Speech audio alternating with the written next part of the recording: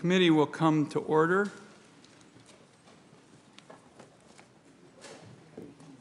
This morning, the Finance Committee welcomes Treasury Secretary Yellen for a hearing on the budget.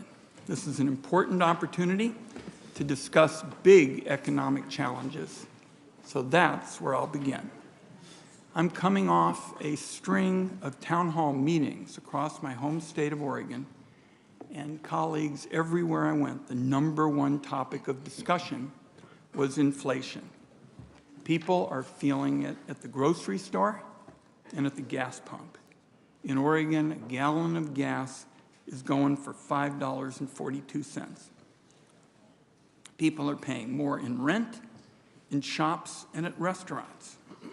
Now, this is taking place at the same time Americans learned on Friday that unemployment is 3.6%, near 50-year lows, and wages have been rising steadily. Overall, the job market is the strongest it's been in multiple generations. But in terms of what our families are feeling on the ground, inflation is causing real headache. Is how to tackle it. There's no cure-all, but the focus in Congress has to be on finding real solutions to drive down costs, protect everybody's ability to get ahead, and strengthen our economy for the long run. A first example, Democrats on this committee are leading the effort to bring down the cost of prescription medicine. Americans are getting mugged with every visit to the pharmacy window, and it is long past time to get them relief. Moreover, it's also past time to cut the costs pushed off onto American consumers by these middlemen in our economy and in the prescription area. They're known as pharmaceutical benefit managers. A second example is energy and climate. Americans are spending huge amounts of money on gas and electricity. Putin's genocidal war in Ukraine is driving prices even higher. Oil and gas companies are raking in huge profits and handing out big checks to executives and announcing stock buybacks that benefit wealthy shareholders. All the while, the climate crisis grows around us. Bigger and hotter wildfires, stronger and wetter hurricanes, and longer and more punishing droughts. So it's a 1-2 punch. Americans pay more for gas, and they're paying more for the consequences of these unnatural disasters. I bet a lot of Americans would be interested in a plan that would lower their energy costs, make Putin poorer, and prevent climate catastrophes all at the same time. That's a big priority for Senate Democrats, beginning with the Clean Energy for America Act, which passed this committee. The bill, for the first time, uses a technology-neutral approach to taxes, and it would put our country on a path to cut emissions in half by 2030. One recent analysis found that our bill would save the average household stipulates that the more you reduce carbon. There's also interest in ensuring that oil and gas companies can't game the tax code to pay next to nothing in taxes, and that's far too common today. Next, Senate Democrats want to lower the cost of renting or owning a home. That means investing in new cost-effective housing as well as cutting red tape, which, as I visited with the Secretary a little bit about before the hearing, is the approach Congress took years ago when it passed an electronic signatures law that I was one of the authors of that helped buyers and sellers who are just making common transactions. The bottom line is Congress shouldn't address our economic challenges by making working families worse off. Yet, regrettably, that's what Republicans want to do. The big economic plan coming from the Republican campaign chief, Senator Rick Scott, is to phase out Medicare and Social Security in a matter of years. Now, Senator McConnell has gone to great lengths to keep the Scott plan hush-hush. When he was asked earlier this year what the Republicans' agenda would be if they took back the Senate, he said, and I quote, "That is a very good question, and I'll let you know when we take it back," unquote. Yet Senator Scott coughed up the truth, and he's standing by his plan sunsetting those bedrock American programs for seniors. You can bet that Republicans will want to hand a fresh round of tax breaks to multinational corporations as well. There's a long history of Republican monetary hawks rooting for higher unemployment, flat wages, and cuts to basic programs that help millions of families pay for childcare, groceries, rent, and necessities. So I'll close with this. There are clear contrasts in the approach to solving inflation. We will have a lot to discuss this morning. I want to thank Secretary Yellen. She's got a very hectic schedule for joining us this morning. Look forward to our colleagues, and of course, we're interested in working with Senator Crapo and our colleagues on the committee. Senator Crapo. Thank you, Mr. Chairman. And Secretary Yellen, welcome to today's hearing. Thank you for being here. Inflation is at the top of my statement as well. Inflation is hurting American families and eroding wages. People are adjusting spending even on basic necessities just to make ends meet. They are being hammered at the gas pump and in the grocery aisles and across the economy. As wages rise to keep up with inflation, odds of an inflationary wage price spiral rise. Inflation became broad-based and accelerated last year following the Untargeted American Rescue Plan Act. That act poured $1.9 trillion of inflation fuel into an economy with growing supply chain disruptions and households with elevated disposable incomes and liquid savings. Following that, Democrats pushed for trillions more in reckless spending. The result, which many predicted, has been inflation at highs not seen in 40 years. As prospects of recession and stagflation rise, this is no time to consider raising taxes or resurrecting reckless spending proposals from the House-passed Build Back Better bill. The Congressional Budget Office's 10-year outlook is another warning sign that our national debt, currently at $30.5 trillion, excuse me just one moment, is another sign that we are on an unsustainable track, headed to new record highs. Inflation and accompanying higher interest rates mean higher net interest costs to services that service the national debt, crowding out other fiscal priorities. As the economy has been in recovery from COVID-related shutdowns, revenue has been up sharply under the tax system put into place before the pandemic. CBO expects revenue this year to rise to 20% of GDP, the highest in more than 2 decades, and then average well above the 50-year historical average. Nonetheless, Democrats appear to want to raise taxes even more in the face of rising odds of recession. One harmful policy is a minimum tax on financial statement or book income, something so fundamentally flawed that both parties abandoned the previously enacted version more than 30 years ago. This harmful policy would overwhelmingly hit American manufacturers as well as undercut investments in U.S. innovation and emerging technologies.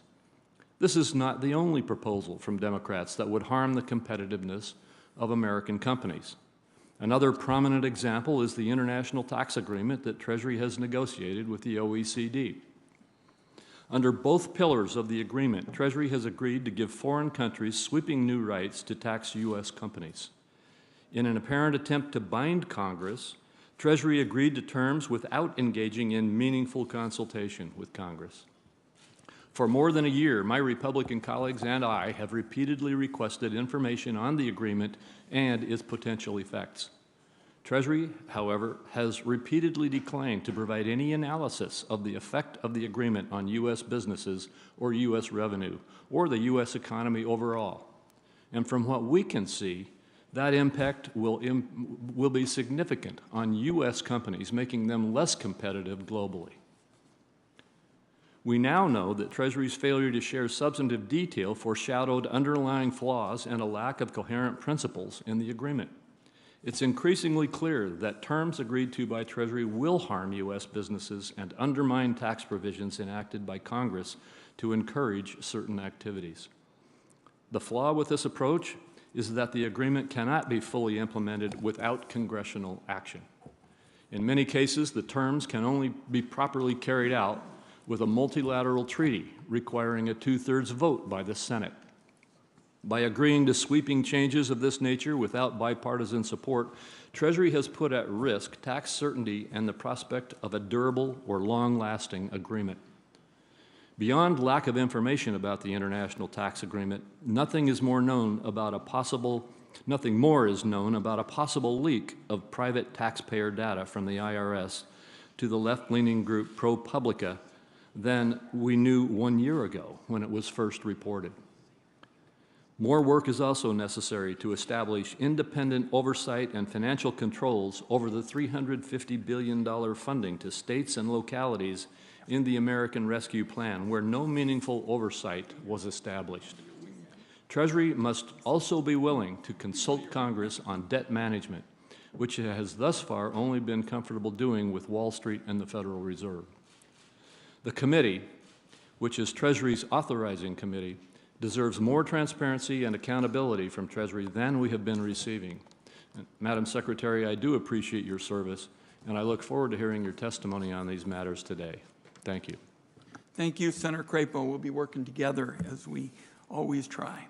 Our first witness will be Secretary Janet Yellen, our first and only witness. Secretary Yellen is the 78th Secretary of the Treasury. She's the first person to have led the White House Council on Economic Advisors, the Federal Reserve, and the Treasury Department. Prior to leading Treasury and the Federal Reserve, Secretary Yellen was a distinguished fellow in residence at the Brookings Institution. She served as president of the American Economic Association, and she's a member of the American Academy of Arts and Sciences and the Council on Foreign Relations. She also, on a matter of great interest to the committee, was a founding member of the Climate Leadership Council. We're very glad to have you, Secretary Yellen. Colleagues, today we're really going to be focused on moving expeditiously. The Secretary has a hard stop at 12:45, and please proceed, Secretary Yellen. Thank you. Chairman Wyden, Ranking Member Crapo, and members of the committee, thank you for inviting me to discuss the administration's budget proposals.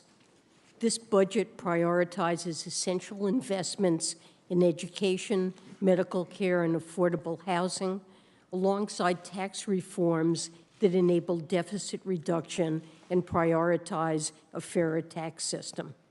Over the past year and a half, we've experienced a robust recovery characterized by strong economic growth, historically low unemployment, and high household saving rates.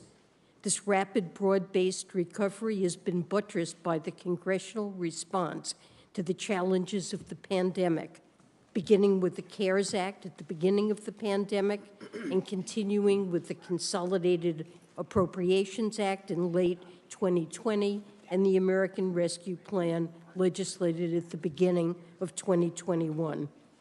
As President Biden said last week, we now are entering a period of transition from one of historic recovery to one that can be marked by stable and steady growth.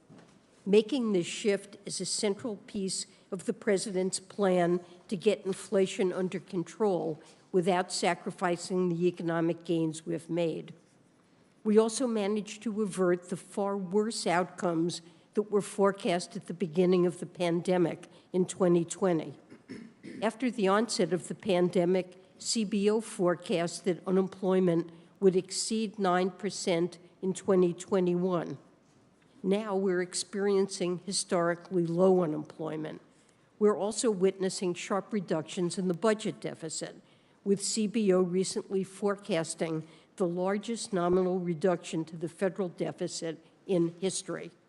According to their projections, the deficit as a share of the economy this year will be at a lower level than CBO projected before the American Rescue Plan passed. Still, we currently face macroeconomic challenges, including unacceptable levels of inflation, as well as the headwinds associated with the disruptions caused by the pandemic's effect on supply chains and the effects of supply-side disturbances to oil and food markets resulting from Russia's war in Ukraine. To dampen inflationary pressures without undermining the strength of the labor market, an appropriate budgetary stance is needed to complement monetary policy actions by the Federal Reserve. Moving forward, elements of the President's proposed legislation, including the clean energy initiatives and plans to reform the prescription drug market, can help lower the costs paid by American consumers. Is that what you think is going on? Treasury's been actively working with Congress on many challenges. Most important is our joint response to Russia's illegal and unprovoked war against Ukraine. Treasury is committed to doing what we can to ensure that Putin's brutal war continues to be met with fierce resistance internationally. Alongside more than 30 other partners abroad, accounting for more than half of the world's economy, the U.S. government has imposed unprecedented financial pressure measures on Russia and its leadership. Today, the Kremlin has been cut off from the global financial system. The Russian economy is experiencing severe contraction, with most analysts projecting a double-digit decline in Russian GDP in 2022, and they're experiencing sharply elevated inflation.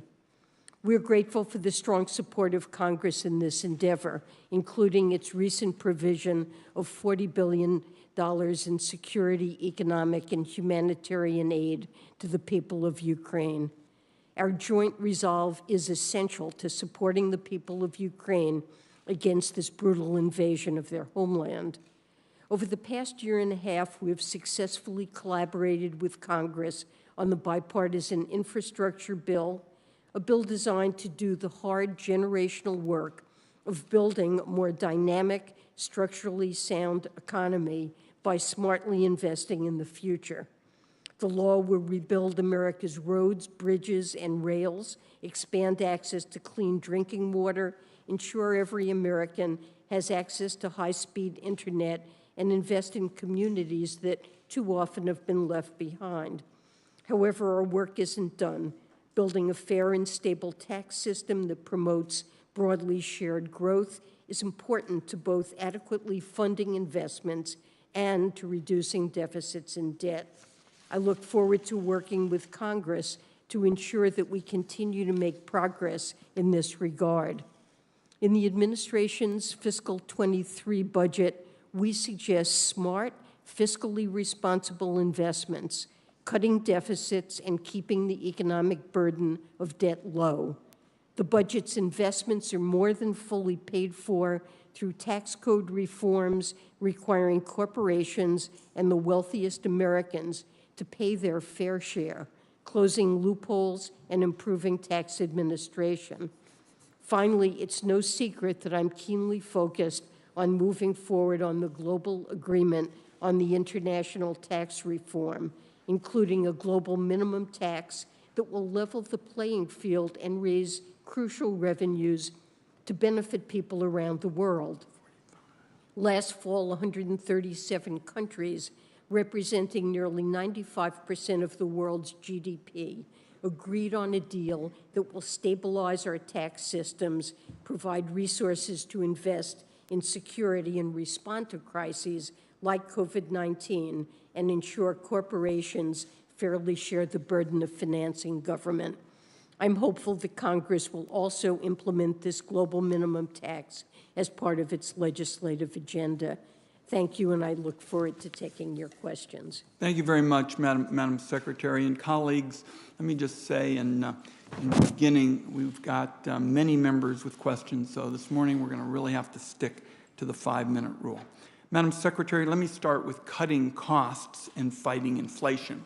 Some of my Republican colleagues have proposed increasing taxes on 75 million middle-class families by almost $1,500 this year alone, and on nearly half of small business owners.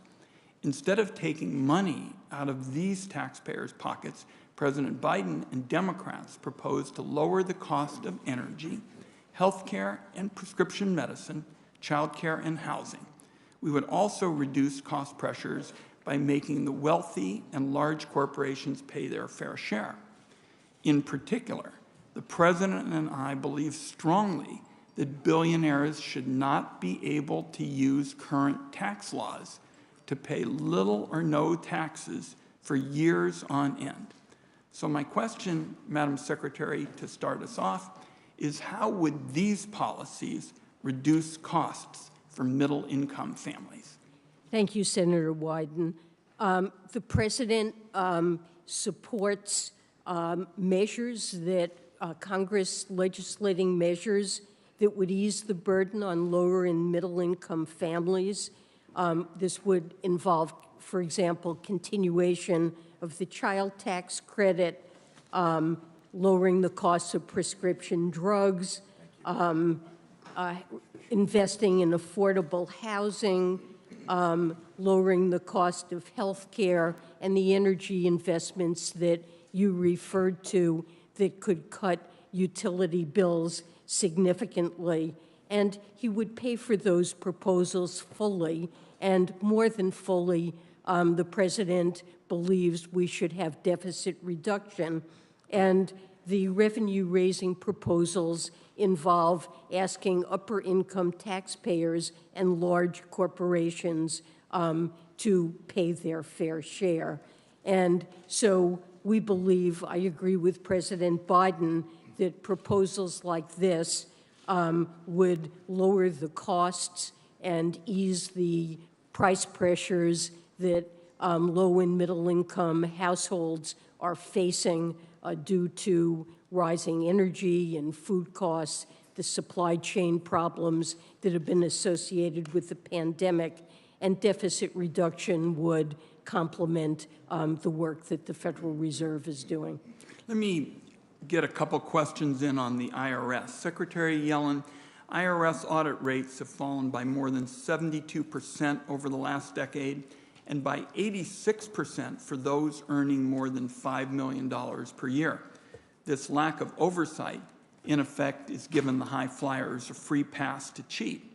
The IRS estimates that we're losing about $600 billion each year from taxes that are owed but not paid. The IRS commissioner testified that our losses could be as high as $1 trillion a year. The President is requesting $80 billion for the IRS over 10 years. According to the Congressional Budget Office, this investment would raise over $200 billion in revenue, primarily from high-income tax cheats. Can you talk a bit about why this is a smart investment and how it would help fight inflation? Well, tackling that $600 billion annual tax gap is absolutely important in ensuring fiscal responsibility. It would generate substantial revenue in a manner that's efficient and fair.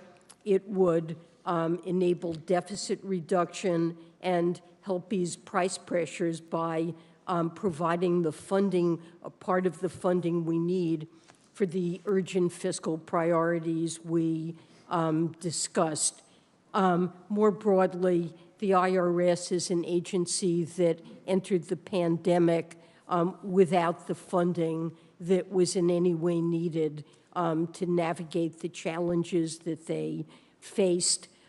It's remarkable that they were able to perform as well as they did in getting out child tax payments and the economic impact payments, but we absolutely have to invest in the IRS to close that tax gap, which reflects opaque sources of income, mainly by high-income earners that are not taxed. Wage payers who earn W-2 income really pay their fair share, and they need the resources to serve taxpayers, to be able to answer their phones, to be able to ensure that they receive the payments that they're due, and they need to modernize their technology, which is really the oldest, dating back to the 60s in the federal government. My time has expired, Madam Secretary. If my colleagues haven't asked it, I'll ask it for the record, but particularly this backlog situation, Oregonians who filed paper returns this year are wondering if the IRS has lost them. Some are desperately in need of that tax refund to pay bills. I'll talk to you about it further. Senator Crapo.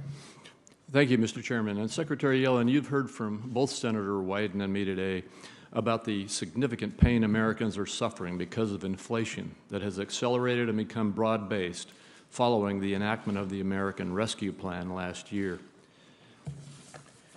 Democrats are claiming that Republicans are trying to raise taxes. Nothing could be further from the truth, when the reality is that as we speak, the Democrats are trying to negotiate a new massive plan that would raise taxes significantly. Do you believe that it would be prudent fiscal policy to increase taxes or engage in more stimulus spending with an economy facing the prospects of stagflation? Senator Crapo, thank you for that question. As I indicated in my response to Senator Wyden, I believe there's a lot that Congress can do to ease the cost burdens that households are experiencing. With respect to energy, the administration has done everything that they can to bring down energy costs, for example, through an historic release of 1 million barrels a day from the Strategic Petroleum Reserve, and energy prices, gas prices, while very high, have risen a lot. They would be higher without that. But Putin's war in Ukraine is having impacts on energy and food prices globally. We're not the only country that's experiencing inflation. You can see that in virtually every developed country around the world. What Congress can do and what the Biden administration would like to see is investments in programs like lowering prescription drug costs, investing in clean energy and renewables that would free our dependence on global oil markets, which are subject to geopolitical risk and could bring down utility bills, affordable housing, help for childcare expenses that would enable higher labor force participation, medical costs. And these are ways that the Congress and the administration can address, bring down some of the costs that households face. And it's appropriate to pay for it, or more than pay for it, to have deficit reduction. We're supportive of deficit reduction and think that asking high-income taxpayers and corporations to pay their fair share is the right way to finance those investments. And what I fair. heard you say is that it is okay to raise taxes right now and that it is proper to have more stimulus spending to deal with this crisis. I just have to say I disagree with you on that. What I also didn't hear you say was that we should increase our production, our domestic energy production, rather than depressing our domestic energy production. Do you continue to believe that the President's policies with regard to reducing our capacities to develop our own oil and gas reserves and potential is the appropriate approach to this? You mentioned taking from our strategic petroleum reserves, which I think weakens us, but you didn't mention increasing our domestic production of energy. Well, oil production in the United States fell during the pandemic. I think that oil producers didn't anticipate the strength of the recovery and the fact that oil prices would recover. And they certainly do have incentives now to increase oil production. They're sitting on thousands of leases on federal lands that they have not yet drilled, and but certainly the permits can do for so. proceeding on those leases are not being facilitated. I mean, the President's executive orders have shut down the Extel pipeline. They have stopped the issuance of more leases. They've stopped the progress on the permitting of those leases, stopped the offshore oil production.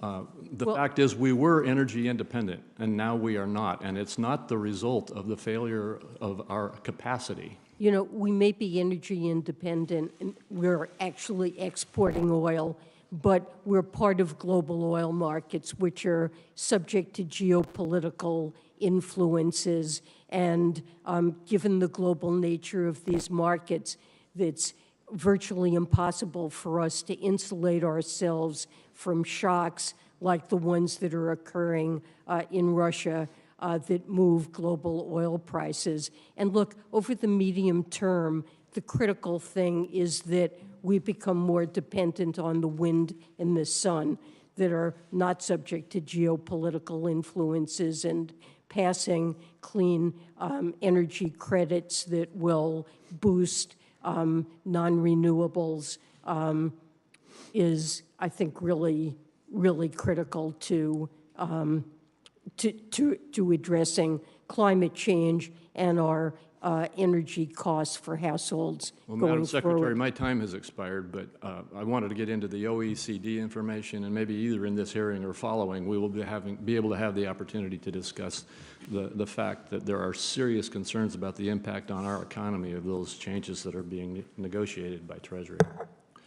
Thank you, Senator Crapo. Senator Stabenow.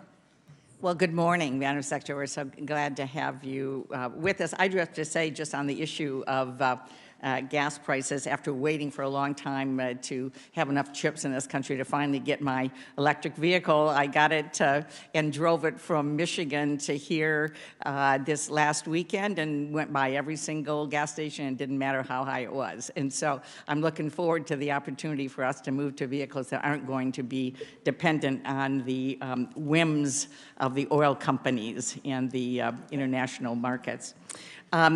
Madam Secretary, let me just back up a second, because when President Biden came in, he really inherited a mess. And the reality is that even starting with the deficit, that 30% of all the publicly held debt in the country was created during 4 years of President Trump, including the largest tax cut for rich people and corporations. And so huge, and thank you for bringing that down. That deficit is now coming down faster even than we would have hoped. But there was no system for distributing vaccines. Children weren't in school. We didn't have testing, let alone home testing. We didn't have medicines. I mean, small businesses and restaurants and theaters, everyone worried about, were we going to be able to save lives and get through this? The good news is we did. And a big piece of that was what was done in the American Rescue Plan to make sure we have vaccines and could help children get back in school and help our restaurants and help people survive and so on. So I want to just reiterate the fact that based on all of that effort, we've seen the U.S. add 8.7 million jobs since President Biden took office, including 545,000 manufacturing jobs, which I'm particularly excited about. Business investment up 20%, more small business applications in 2021 than in any previous year. So that's good news. Here's the challenge that we know, and which we're all talking about now. Despite all this great news, when you have a global supply chain, and we're not getting enough of those chips for automobiles, and we have consolidation in the food industry, and we have all these other issues. People have more savings, they want to buy things, but the things aren't there to buy. And that's supply chain breakdowns, and that leads to inflation, which is where we are right now, which is what we're all talking about, which is very real for everyone. I mean, the exact story is different in different parts of the economy, but the bottom line is that people have more savings to buy things, not enough things to buy, prices go up, and so here we are. You didn't create that, President Biden didn't, we didn't. It was the result of what has happened in this global economy, frankly, that I think we need to rectify by bringing jobs home, making more things in America, and so on, which I appreciate the Biden administration doing. So if you could just take a moment to speak a little bit more about what you believe we need to be doing in Congress to help bring those prices down. It's great political theater to point and just say, oh, prices are up. And my reaction is, duh, they're up for everybody. The question is, what are we going to do about it? And that's going to take bipartisan support to get that done. So could you talk a little bit more about what we should be doing to help bring those prices down? So let me say, I think that bringing inflation down should be our #1 priority, and President Biden, in an op-ed on inflation in recent remarks, has indicated that it is our top priority. We do have to recognize the Federal Reserve is charged, has an important role to play, and they're committed to doing what it takes to bring inflation down. And President Biden is strongly supportive of the independence of the Fed and getting out of the way and giving them the room to do what they need to do. I think we can complement that by deficit reduction.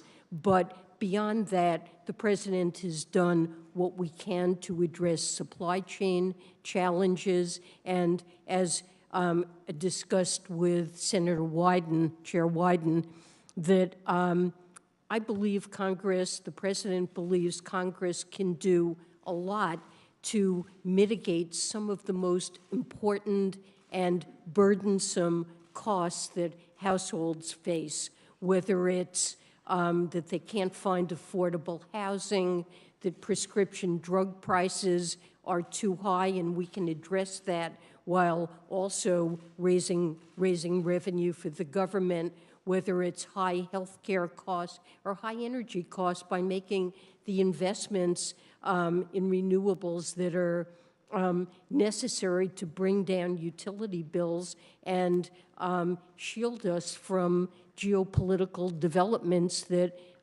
provide shocks to our economy. These are things that Congress can do, and in the course of doing that, we'll expand the supply side of our economy because while we know private investment is one important investment we need to make to improve the economy's potential, there are others. Infrastructure, investment in people, in education, in training, investment in child care and early childhood education, elder care that would enable greater labor force participation. All of that could help to bring down inflation and lead to strong, sustainable, stable growth. Thank you. Thank you, Senator Stabenow. Our next three will be Senator Grassley, Senator Cantwell, and Senator Portman. I believe Senator Grassley is coming back. Senator Cantwell. Thank you. Thank you, Madam Secretary. Thank you for your statement, particularly about inflation and trying to tackle those issues. I certainly believe that if we work together in a bipartisan fashion now, there are things that we can do on all those sectors that you mentioned. I think the information age is giving us data and information, for example, on PBMs or on transparency in oil markets and various things. But one I wanted to ask you specifically about is this issue of a chip semiconductor shortage. The fact that we basically now see a 40% increase in the price of used cars. Our colleague here just said she's buying and getting access to a new electric vehicle, but so many more Americans. The price of everything has gone up. We have our trucking industry saying that they can't even ship built trucks because they don't have the chips to put into the trucks. So every aspect of our economy is now more expensive just because shipping costs are going up.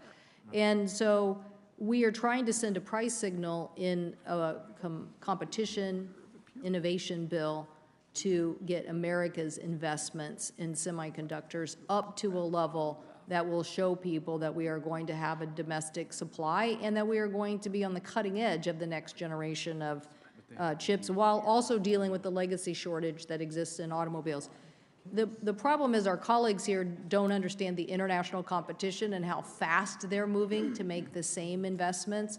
How critical is it that do you think that we get this done in this work period, you know, to show otherwise are we losing a much bigger race than just and to make the investments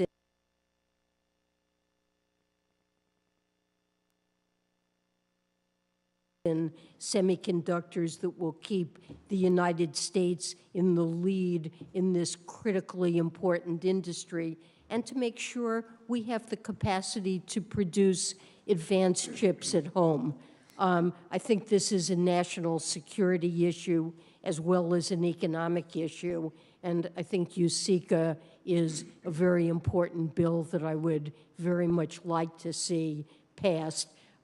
We found ourselves in an almost unimaginable situation where the pandemic resulted in such an explosion of demand for chips globally as people switched increasingly to digital work and communications, that our auto factories found themselves unable to get the chips. And so here you have something that's caused a significant piece of the inflation we face that really results from structural shifts induced by the pandemic and insufficient capacity at home to build semiconductors. So I think this is a critically important investment. So you're, just to be clear on that point, you're saying the chip shortage has added to our inflation woes? And Absolutely. Look, I believe about a third of U.S. inflation is new and used cars, and manufacturers have been forced to actually cut production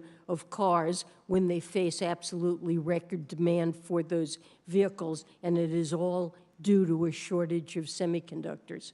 well, and since this market is so strong, it gets a little confusing to people, but at $20 billion a pop to build a foundry, most companies don't have $20 billion sitting around. And so the international chase to get that industry in those countries, I don't know if you think this is a seminal moment for us in this level of investment. I just see what's transpired with us going down in production over the last decade.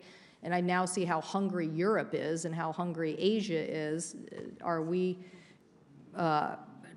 How competitive is the financing environment in other countries? Well, there have been subsidies in many countries of semiconductor production, and certainly a conscious drive in China and other places to boost semiconductor production, and it's drifted away from the United States. And I think we need to do that. It's really critical that we develop that capacity, and certainly American companies understand this and are looking to do it. But USICA would make a big difference to their ability to get that financing. Thank you. Thank you, Mr. Chairman. I thank my colleague. Next would be Senator Portman. After him, Senator Menendez. After him, Senator Toomey. After him, Senator Carper, Lankford, Cardin, Daines, Brown, Young, Cortez Masto. Thank you, Mr. Chairman. Secretary, thank you so much for always being so candid and presenting today before the committee. Let me start with affordable housing, because we are lacking affordable housing in the state of Nevada and quite honestly across the country. I do know that the state and local fiscal relief funds that were provided in the American Rescue Plan provided states with the ability to make a historic investment in desperately needed affordable housing in communities across our country. In Nevada, we expect to build or preserve at least 3,000 new affordable homes with these funds. It's very important that the American Rescue Plan funds leverage the nation's most reliable and impactful affordable housing production investment, which is the low-income housing tax credit. Here's my concern. I am concerned that in my state and some of the states across the country, they're not able to use the funds that they were received through the state and local fiscal relief funds to leverage those against the low-income tax housing credit. So my hope is that the administration, and particularly Treasury Department, will help us clarify to those states that how those funds can be used for that leverage. And I'm curious your thoughts on that process. Well, we are absolutely encouraging the state and local relief funds to be used for affordable housing.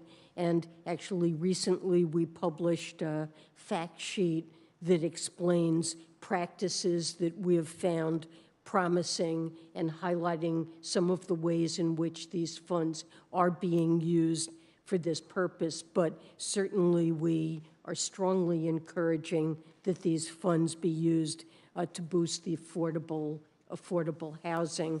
I mean, on the low-income housing tax credit, I know there's been an issue around average income regulations, and that was something that Congress intended to provide flexibility to entities that use that credit. And it is our highest priority for our tax team to make sure that those regulations capture that flexibility. Thank you. I am hearing just in my state that by aligning the low-income housing tax credit with state and local fiscal relief funds, that's the difference between building 3,000 units and 8,000 units in my state. So I have introduced the Lifeline Act, and what this bill really does, it allows state and localities to loan the state and local fiscal relief funds to the low-income housing tax credit projects. The loan authority is necessary because of the obligation to spend all of the state and local fiscal relief funds by 2026. That's my first priority, to pass that. As you can see, there is a challenge in getting both sides, Republicans, Democrats, on board essential legislation to lower costs for families, unfortunately. So my next ask is that I am hopeful that the Treasury Department clarifies in its final rule and it allows those types of loans, whether they're blended loans or grants to nonprofits that provide loans, just clarifying through your rules that those funds can be used in that way. That will help us build these more affordable homes in my state and across the country. I'd be happy to work with you on that, and I'll make sure that my staff is in touch with yours to make sure that we're Thank you. addressing that. Thank you. I appreciate that. Let me jump to Social Security Administration. I appreciated the recognition in the budget of the challenges faced by many individuals in accessing Social Security Administration services. Communities are still reeling from the public health and the economic impacts of the pandemic, and in many cases, the services and supports that the Social Security Administration provides are key to helping individuals recover. Can you talk through the investment in the Social Security Administration that you've proposed in the budget, and how will they help folks access their earned benefits when they need them? So I know that that's the purpose of those investments. I'll need to get back to you on details. Please do. I was just in my home state, and we are talking about the high costs that we are seeing at so many levels. And to the extent that we can work together to lower costs at all levels for families, including those that are relying on Social Security, will be beneficial, not just in Nevada, but across the country. Secretary, thank you again for being here. Thank you, Senator. Thank my colleague. I'm very interested in working with her on these housing issues. That is so crucial. Senator Toomey's next. Thank you, Mr. Chairman. Madam Secretary, welcome back to the committee. I'm going to talk a little bit about a subject on which you and I disagree, which won't surprise you. But I think it's important that we have a candid conversation about the tax reform of 2017 and the danger that that I associate with the administration's attempt to really throw it out. And let me just remind my colleagues, these are objective facts. In the wake of the tax reform of 2017, take 2019, the first year for which it was fully implemented, we had the best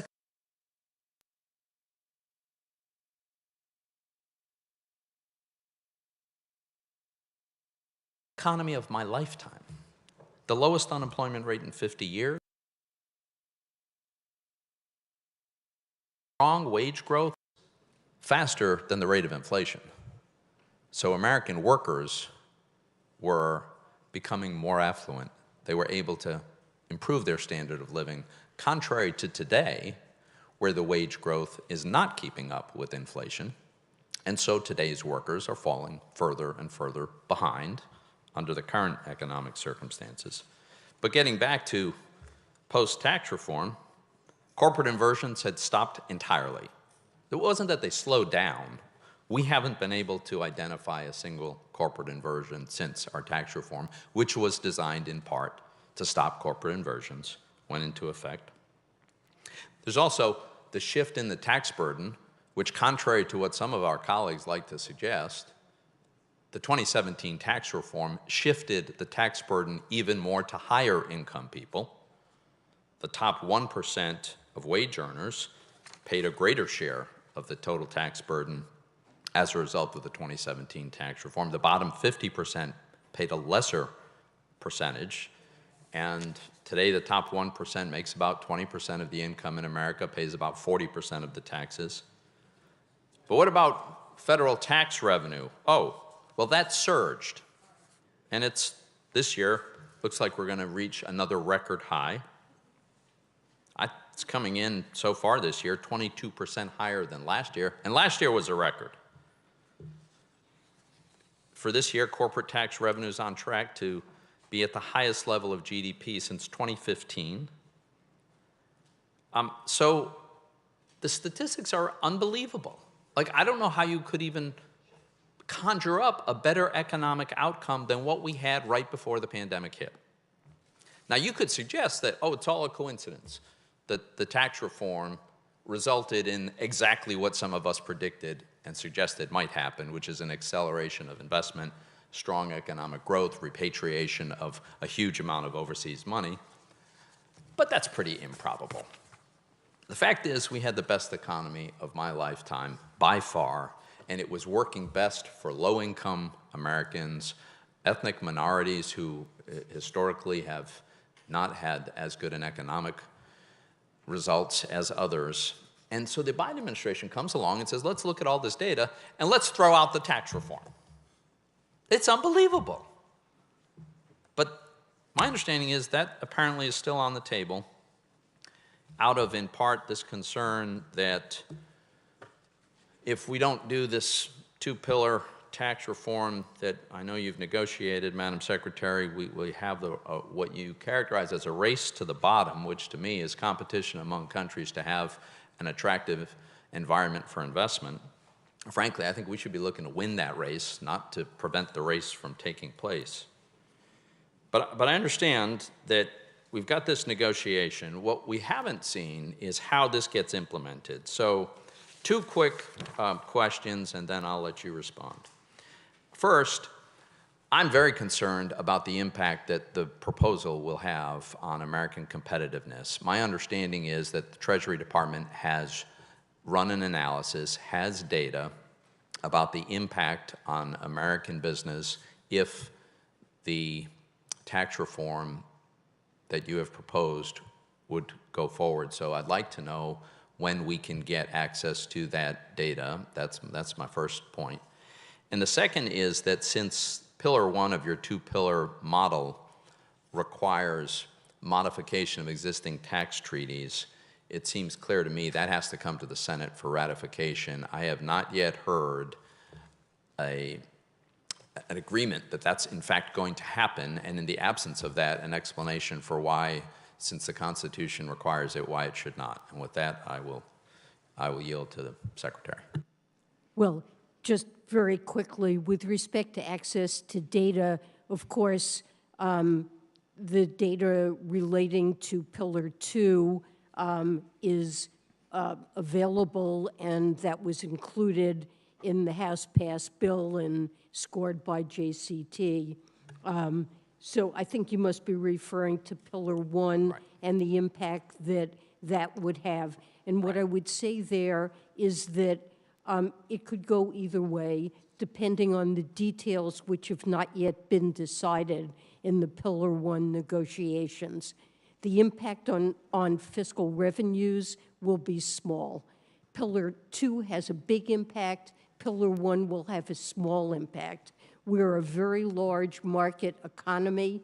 We will gain revenue from our ability to tax foreign corporations that are doing business in the United States where we consume those services. We will lose some from revenue that's taxing authority that's reallocated to foreign countries. Net, it could be positive or negative depending on details that have not yet been worked out, and that's why we've not provided data. We will when those details are clearer. And the ratification process? And the ratification requires Congress's approval I think there's no doubt about it, but the form that that needs to take is still to be determined. Thank you, Mr. Chairman. Thank my colleague. Just so we're clear, one of the first things we stated at the outset is we've got Senate Republicans now proposing to increase taxes on 75 million middle-class families by almost $1,500 this year alone, and on nearly half of small business owners. Senator Carper. Thanks, Mr. Chairman. Madam Secretary, welcome. Very nice to see you. Thank you for your extraordinary service over the years. Madam Secretary, I don't know what you were doing when you were 29 years old. I was elected state treasurer of Delaware, and we had the worst credit rating in the country. We were dead last. I think we were tied with Puerto Rico, actually. We had no pension fund. We had no cash management system. We had no cash. And I got to be state treasurer. I've been a vocal advocate for a fair and well-functioning tax system ever since that day, and I still am. One way to achieve this goal is by making sure that the taxpayers don't have to jump through hoops to file their taxes. The IRS Free File program was established, as you know, for this very purpose, to help low and middle-income families file their taxes easily and without unnecessary fees. However, the program has not lived up to its potential, as you know. In recent years, Free File has faced a number of challenges. They include the withdrawal from the program of major providers, deceptive marketing from providers, and a low participation rate among eligible taxpayers. A recent GAO report, one that I actually requested, recommends that the IRS work with relevant stakeholders to develop additional options for free online filing of tax returns.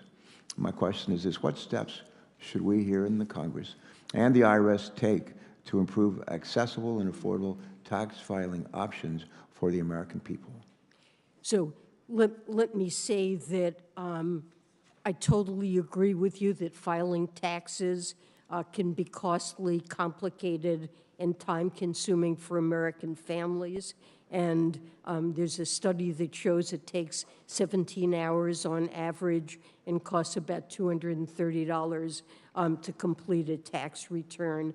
And it's very worthwhile, and we are exploring options to reduce these burdens. On top of that, I'd like to add what's also important for American families is to be able to access payments that they're entitled to, whether it's the EITC or child tax credits or economic impact payments. That's another way in which they interact with the IRS, and it's important that we make tools available that make that easy and get those payments to the families that are entitled to them. But, you know, the fundamental problem we have here is that the IRS is just horrendously under-resourced. I think it's miraculous that Would you say that again? Say that one. That bears repeating. Just say it again. The IRS is horrendously under-resourced. It has fewer staff than it had, I believe, 40 years ago. And our economy has grown in size. It's operating with technology from the 1960s, using a programming language that is archaic and is no longer taught in any school in the country. And it doesn't have the resources it needs. And the pandemic was a huge hit to it, left it with a huge backlog of returns and information that had to be processed that is really top priority. We then asked it to get out 3 different economic impact payments, child tax payments on a monthly basis, and it's amazing that they were able to do it. So I think this is important. We're looking at it. I agree this is something that the IRS needs to do. But if we want to ask it to do these things, given all the other burdens, we really have to, and I think it should be very high priority for Congress to give the IRS the resources it needs, not to mention closing the tax gap. I'm Tom Carper, and I approve this message. Thank you. Thank you, Senator. One second question, short one. Secretary Yellen, how can common sense reforms to estate and gift taxes make our tax code fair and more fiscally responsible? I believe there are loopholes there that should be closed.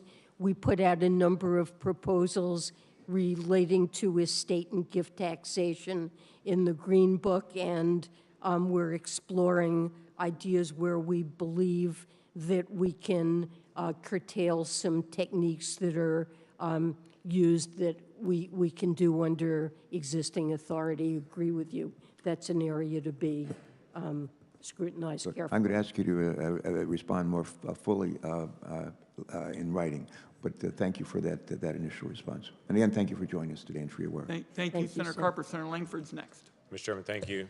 Secretary Yellen, thanks for being here as well on it. This morning, I actually sent over a letter to you just because it is the 1-year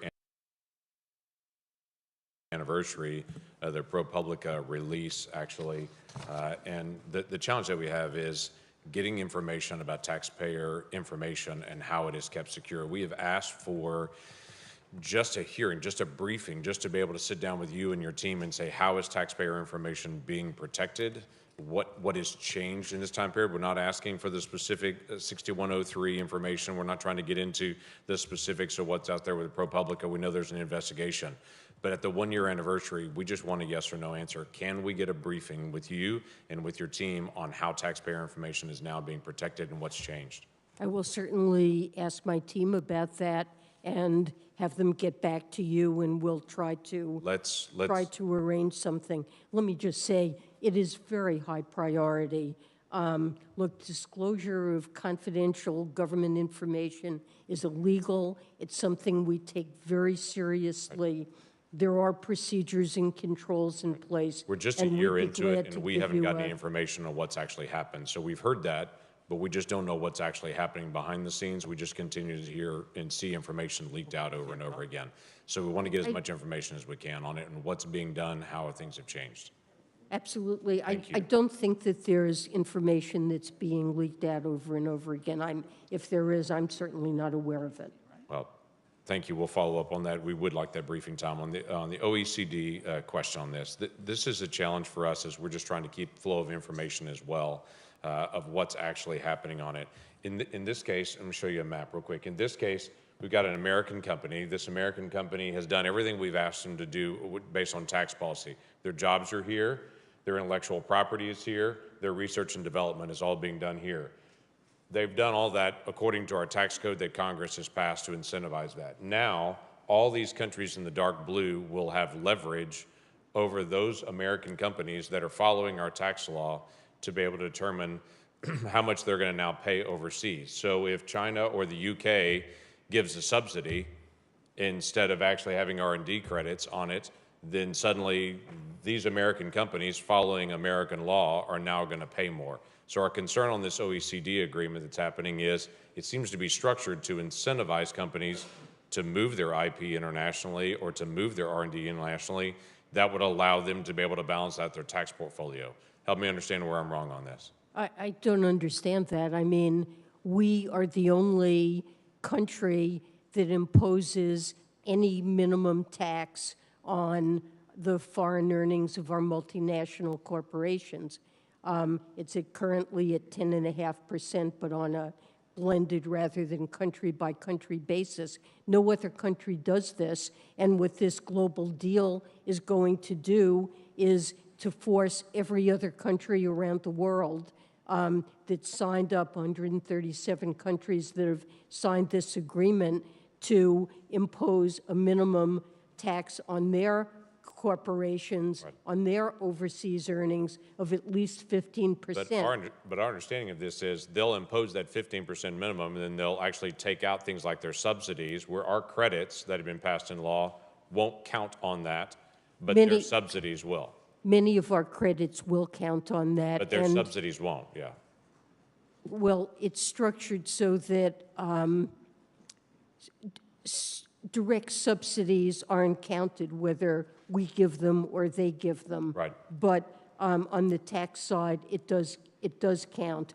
But we certainly would work with Congress to make sure that the benefits that Congress intended, the business credits, are structured so that they will be available.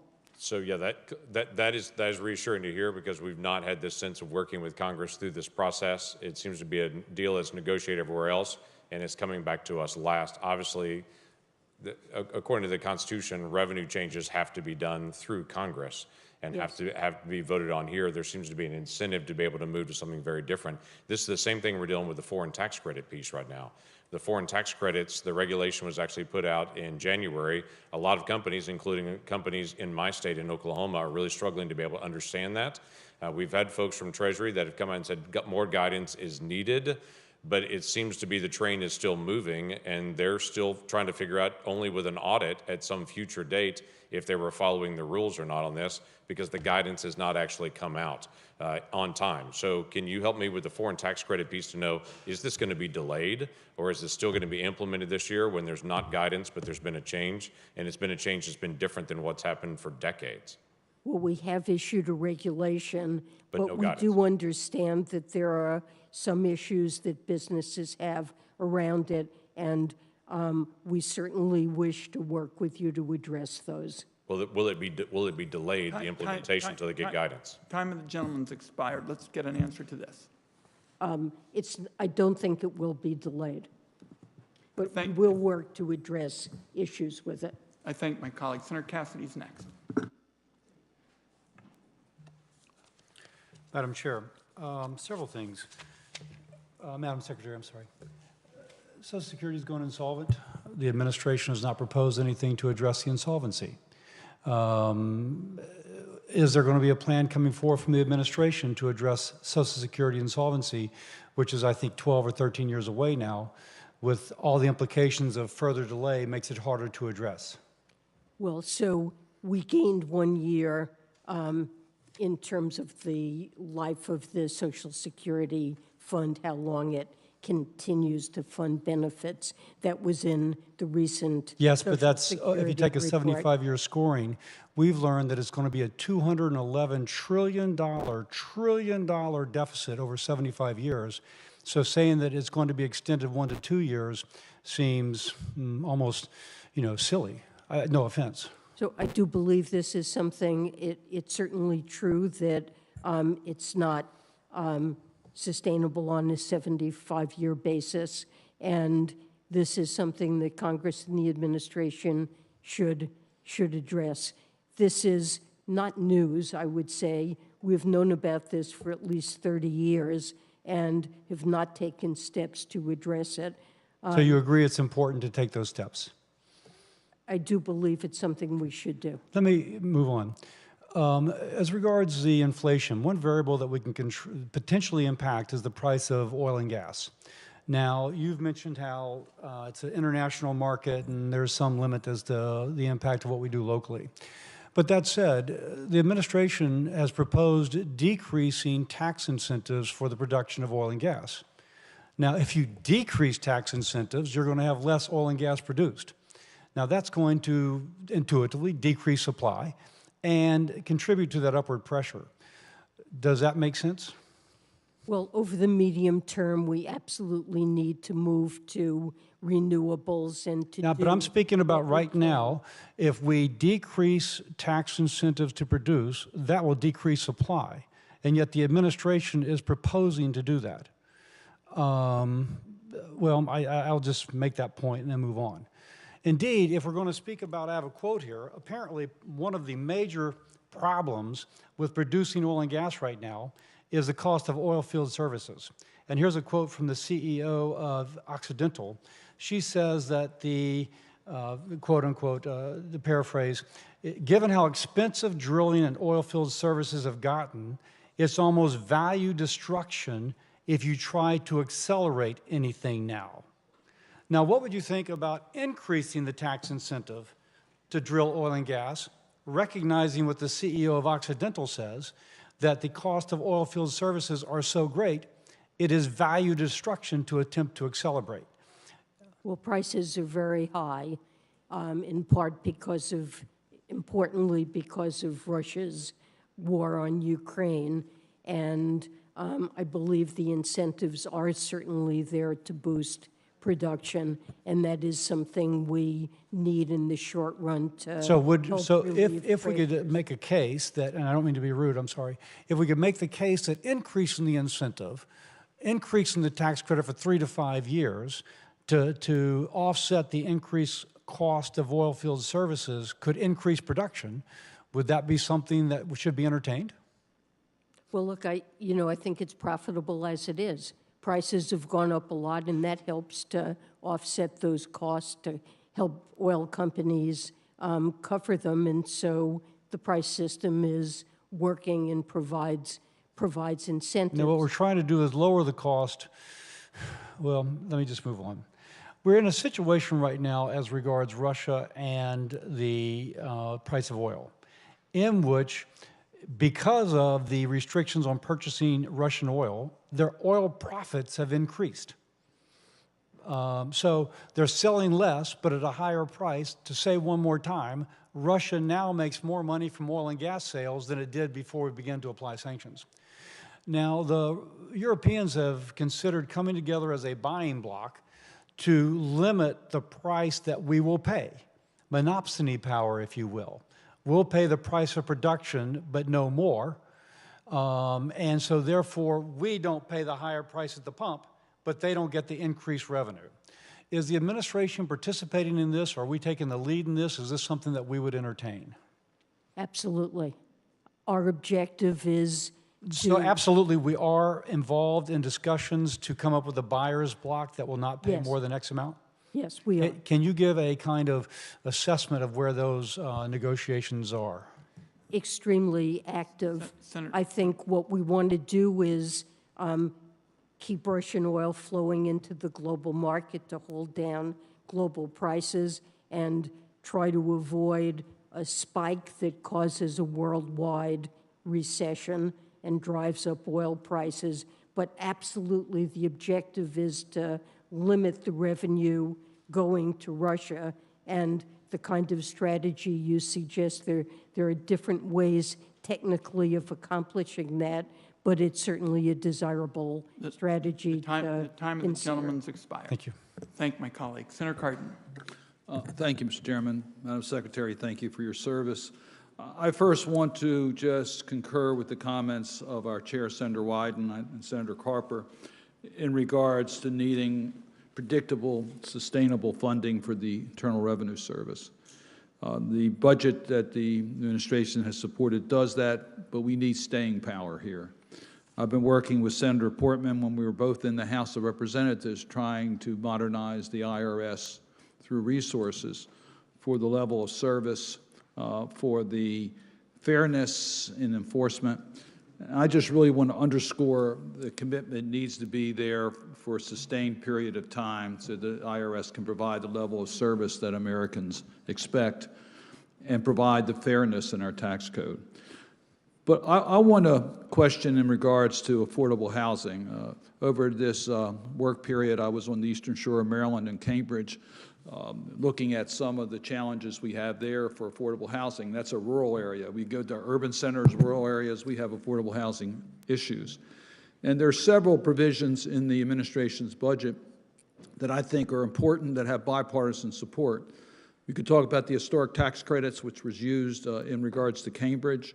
We can talk about the new market tax credits. Senator Blunt and I have introduced legislation that would extend and make permanent the new market tax credits.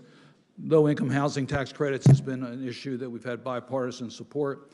But I want to concentrate, if I might, on the Neighborhood Home Reinvestment Act that Senator Portman and I have introduced, that's in the administration's budget, that deals with the appraisal gap.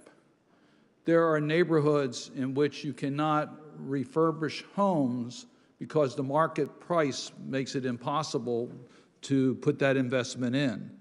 And the Neighborhood Home Reinvestment Act deals with that appraisal gap by providing a credit so that we can have a larger stock of affordable housing in communities that today are being neglected. So can you just share with the committee the priority of this administration in regards to affordable housing and specifically the Neighborhood Home Investment Act? Well, we're certainly supportive of that. And affordable housing, I think, is one of the most serious and growing challenges we face in this country.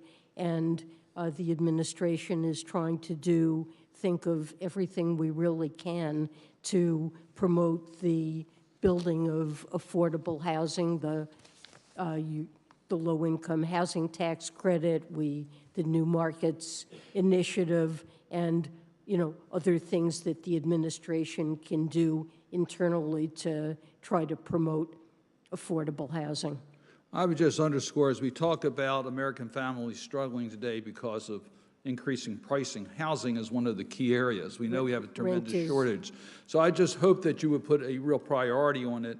We have bipartisan support. We need not only for your support, but your active engagement in order to get this to the finish line, because we have strong support on this committee, and I hope that we'll see it in one of the tax bills that make it to the President's desk for signature.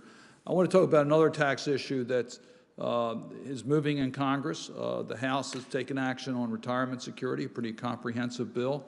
Our chairman and ranking member, Chairman Wyden and ranking member Crapo, are bringing all of us together in regards to retirement security. I've worked with Senator Portman for many years on these issues. And we're looking at how we can get people who have saved too little in the past adequate incentives to save, help for small businesses to create saving opportunities for their employees, provide more certainty and flexibility for Americans in the retirement years. All of those are areas that I think are not controversial. They're bipartisan. But once again, if we're going to be able to have that three-leg stool for retirement security, Social Security, private savings, and retirement, we need to strengthen our retirement security tax laws. We need your push here to get to the finish line, because there's a lot of stakeholders, a lot of interest groups, and we've got to come together in a relatively short period of time in order to get a bill passed. Is the administration willing to help us get a retirement security bill to the finish line? We certainly look forward to working with you on it, and our staffs can talk to one another about what's needed. We're certainly glad to work with you on that. Well, I appreciate that. We're going to need some priorities here from the administration to help us. There are different views, and we have to reconcile different committees here in the House and the Senate. I know there's a lot on your plate, but I would urge you to give this a high priority. Thank you, Mr. Chairman. Thank you, Senator. Thank you, Senator Cardin, and Senator Crapo and I are going to give the retirement bill a very high priority. Good work. Senator Portman's next.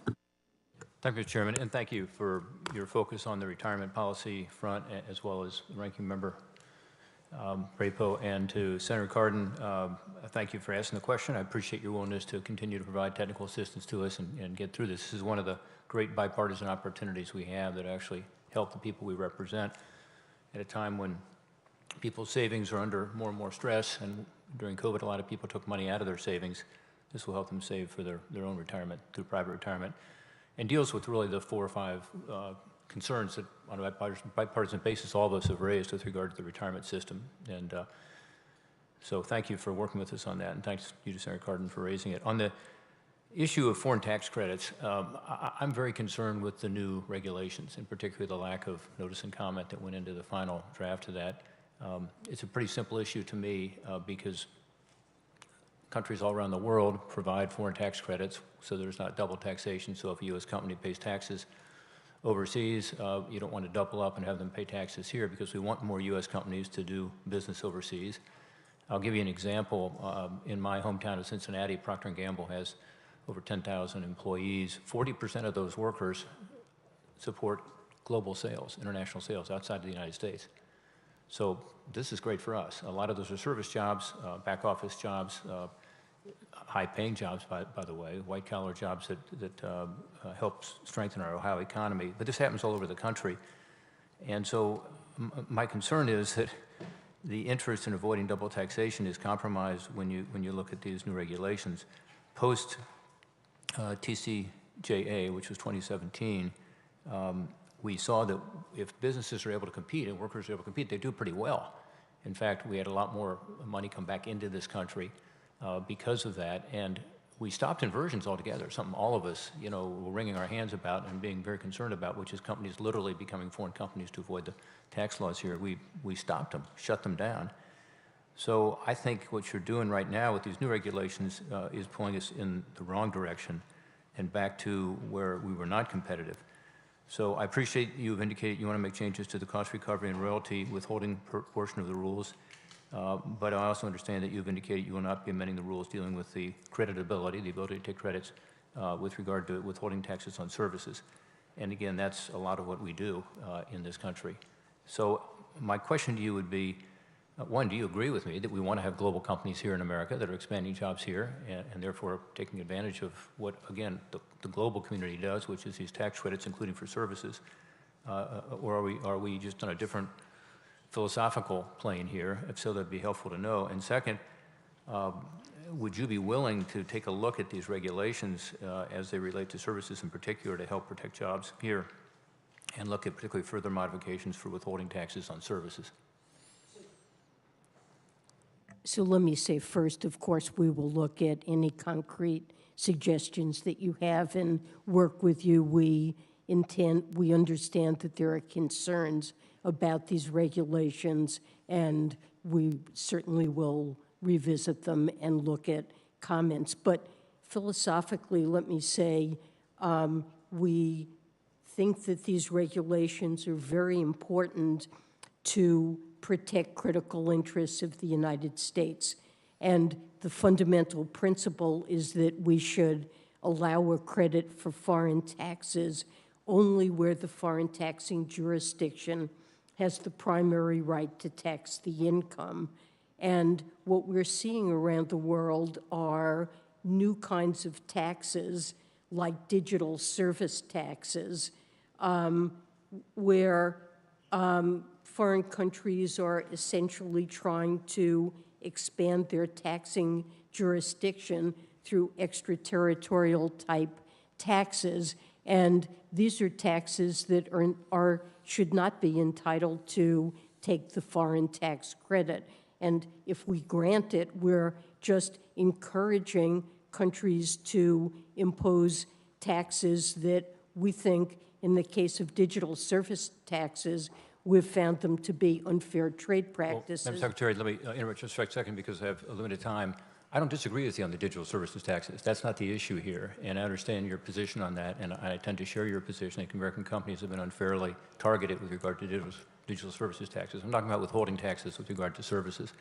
And I think it's important that we have final regulations that have received notice and comment, from American workers through American companies, because it's very different than the initial regulations in that regard. So that's the issue I'm focused on today. Well, we certainly work with you on that, and we're reaching out and understanding what the concerns are about One these idea, rules, has been floated as a one-year delay to give us a chance to actually get the notice and comment and understand it better.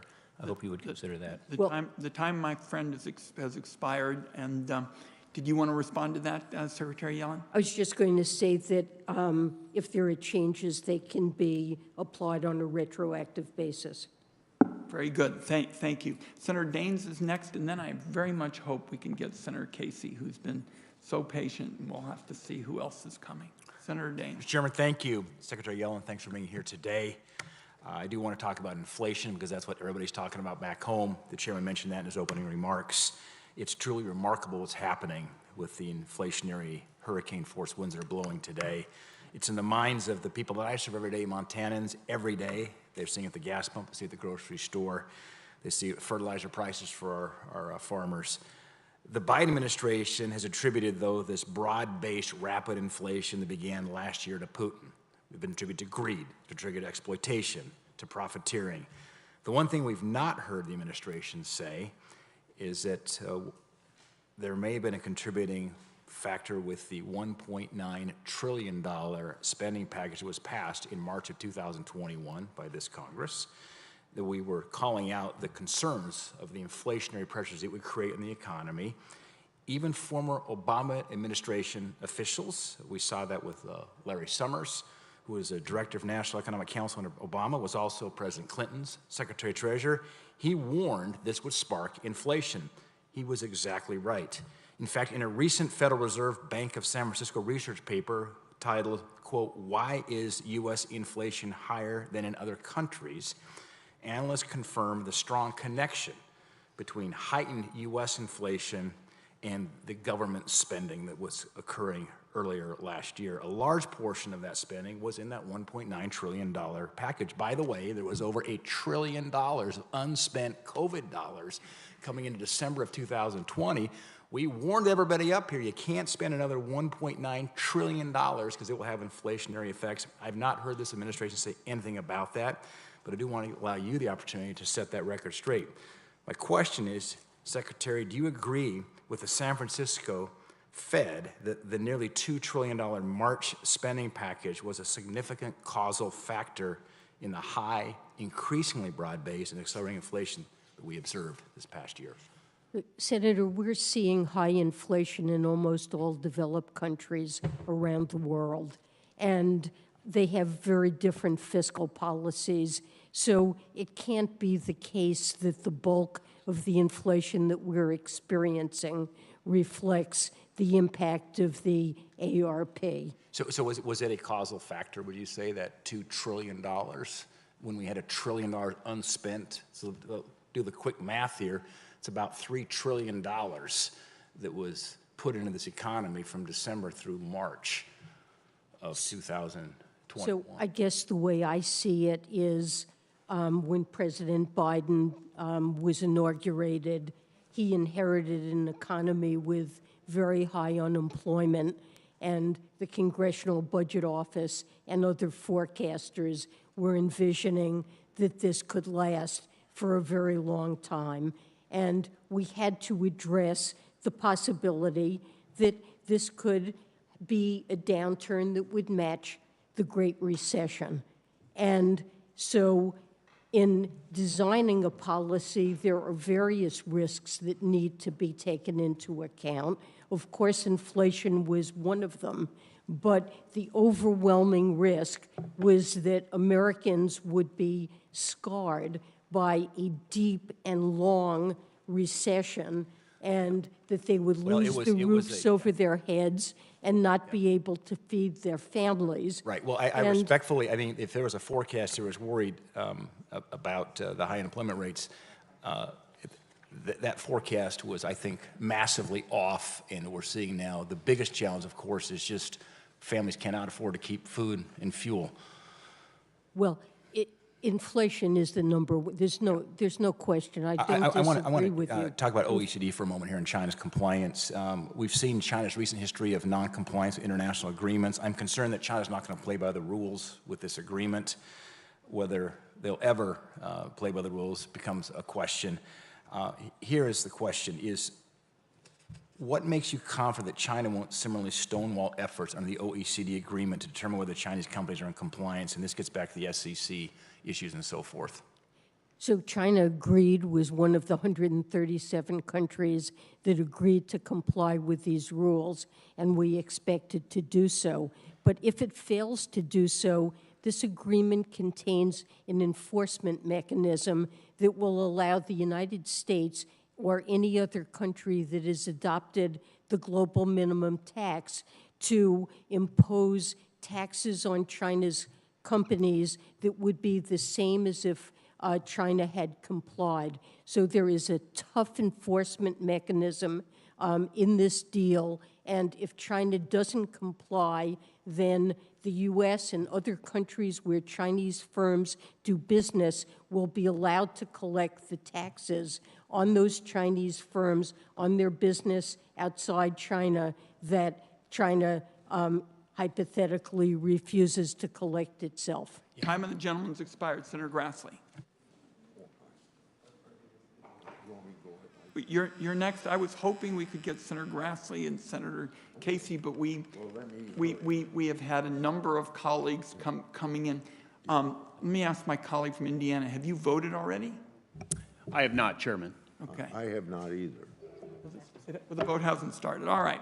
We'll go with Senator Grassley, and then we'll go back to the regular order. Thank you. I can't remember that you've said anything about corporate greed being a cause of inflation, but several members of your political party have, and yet we have mainstream Democratic congressmen or economists reject the greed theory. Jason Furman called it a sideshow.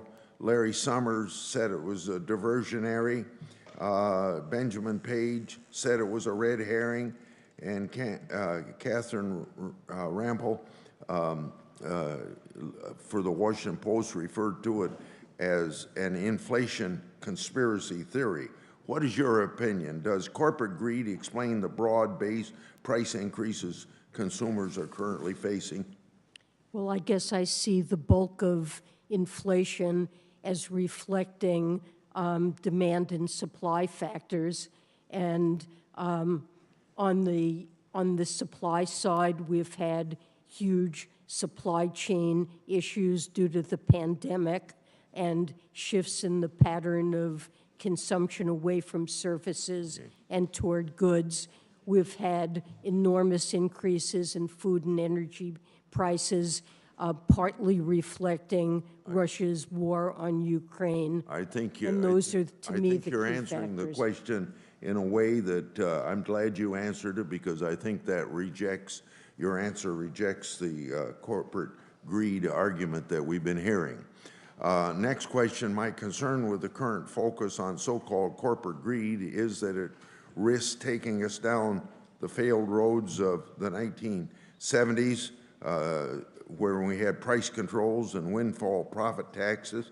These policies led to rampant shortages, most notably gas lines around the block. Do you agree that neither price controls nor windfall profit tax are viable solutions to inflation and would have serious negative consequences? Well, I do believe in a strong antitrust policy, and that's something that's been a priority of the Biden administration.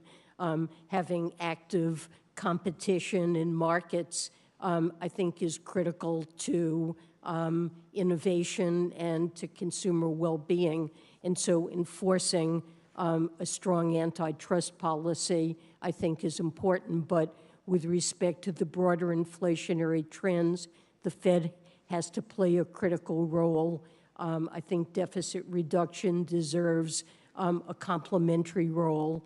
And we've discussed earlier in this hearing ways in which Congress can bring down many of the costs, possibly not food and energy, but costs that are really burdening American households, whether it's prescription drugs, the lack of affordable housing. I think I take your answer as, with all the reasons you've given, that you're not advocating or thinking that price controls or wind profits taxes would have anything to do with fighting inflation. I'm going to yield back my time because I got to go over and vote. I'll put questions in. I'm going to go to my colleagues, just so we're clear for the record. Clean Energy for America, passed in this committee, according to independent analysts, will save families $500. Okay. Let's see. Now we have an order of appearance, Senator Menendez. Thank you, Mr. Chairman. Madam Secretary, our country is suffering from a mass shooting epidemic.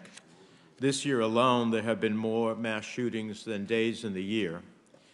22 schools have come under gunfire already this year, including Robb Elementary School in Uvalde, Texas, where 19 children were killed in cold blood in their classroom along with 2 teachers by an assault rifle. According to the Washington Post, more than 311,000 children at 331 schools have experienced gun violence at school since the 1999 Columbine shooting.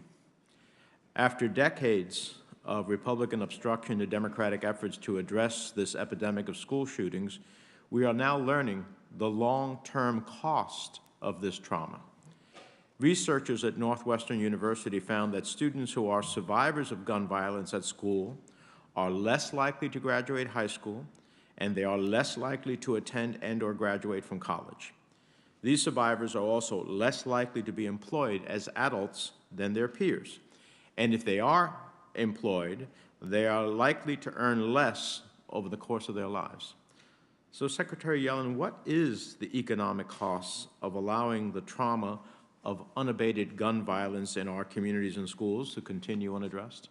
Well, Senator Menendez, let me first say I am also horrified by gun violence, what we've seen in recent weeks over many years. And I do hope that Congress will take long overdue action and put in place common sense measures to reduce gun violence. I'm not an expert at all on the psychological impact of gun violence on student learning or human capital accumulation, but and I'm not knowledgeable of the study that you mentioned, but I do know that there is a large literature in economics that documents that events that take place in early life in childhood can have a lifelong impact on life outcomes, on labor market outcomes, on psychological well-being.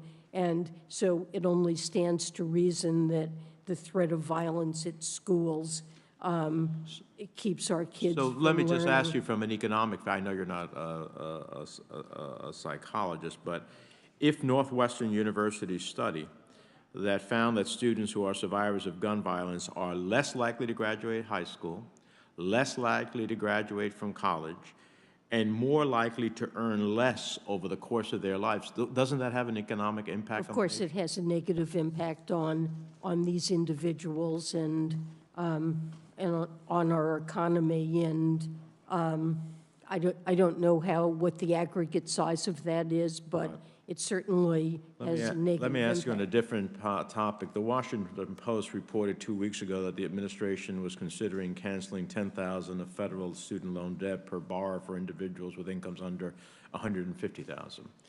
The same article stated that, quote, it was unclear whether the administration will simultaneously require interest and payments to resume at the end of August when the current pause is scheduled to lapse.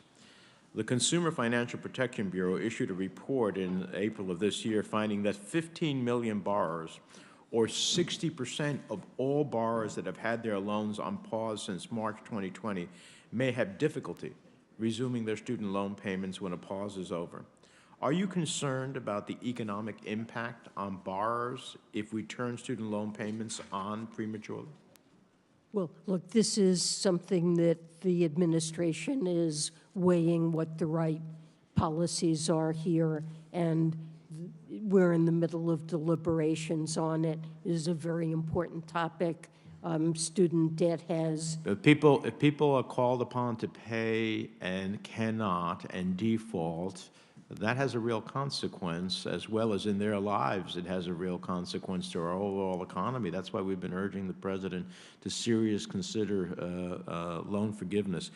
Finally, a study published by the Washington Center for Equitable Growth found that over 118 million homes across the United States, Black and Hispanic homeowners face an average 10 to 13% higher property tax burden when compared to similarly situated white homeowners. Would you agree that our federal SALT deduction is an important tool to reduce the effects of regressive tax policy through property tax relief? I'm not aware of that study. I'll have a look at it, but that's something I need to look into. But on a broader Senator. proposition, if I give people property tax relief and I have a disproportionate number of the universe of property tax owners who ultimately face a greater consequence of higher burdens, then I would assume that helping them with that burden gives the type of relief that inures to the benefit not only of those families, but to communities as a whole. That certainly seems logical. Time of the gentleman's expired. I don't know what this does to the Brown-Casey friendship, but Senator Brown is next after Senator Casey's been so patient. Senator Brown. He's a patient man, so thank you. One quick reference to Senator Grassley's comments about corporate greed. We know that while the Secretary is not saying that it's the main driver of inflation, we know that a number of American industries, oil, pharmaceuticals, shipping companies, and others have used used the pandemic and used the war with Russia to raise prices, and have seen gargantuan profits from a number of those industries, that not by accident. So we know that. Let me shift to one of our favorite topics, Madam Secretary. That is the child tax credit and the earned income tax credit. The work you did, again, I compliment you every time in a public forum, what you and Commissioner Reddick did, and with Chairman Wyden's involvement, to get the IRS advanced CTC payments ready to go just 3 months after I sit on the floor next to Senator Casey. We talked about the excitement of that bill passing on March of 2021.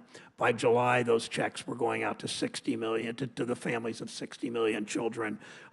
We should celebrate that perhaps more than we do. We know it slashed hunger rates by 1/3, cut child poverty by 40%. That's why I'm fighting alongside Chairman Wyden and Senator Bennett and others to make sure this gets extended, because it's so important for our country. Tell us in your view, some have criticized the child tax credit for all kinds of things. Would extending the child tax credit family, they'll say CTC is a primary driver of inflation. Comment on that, and then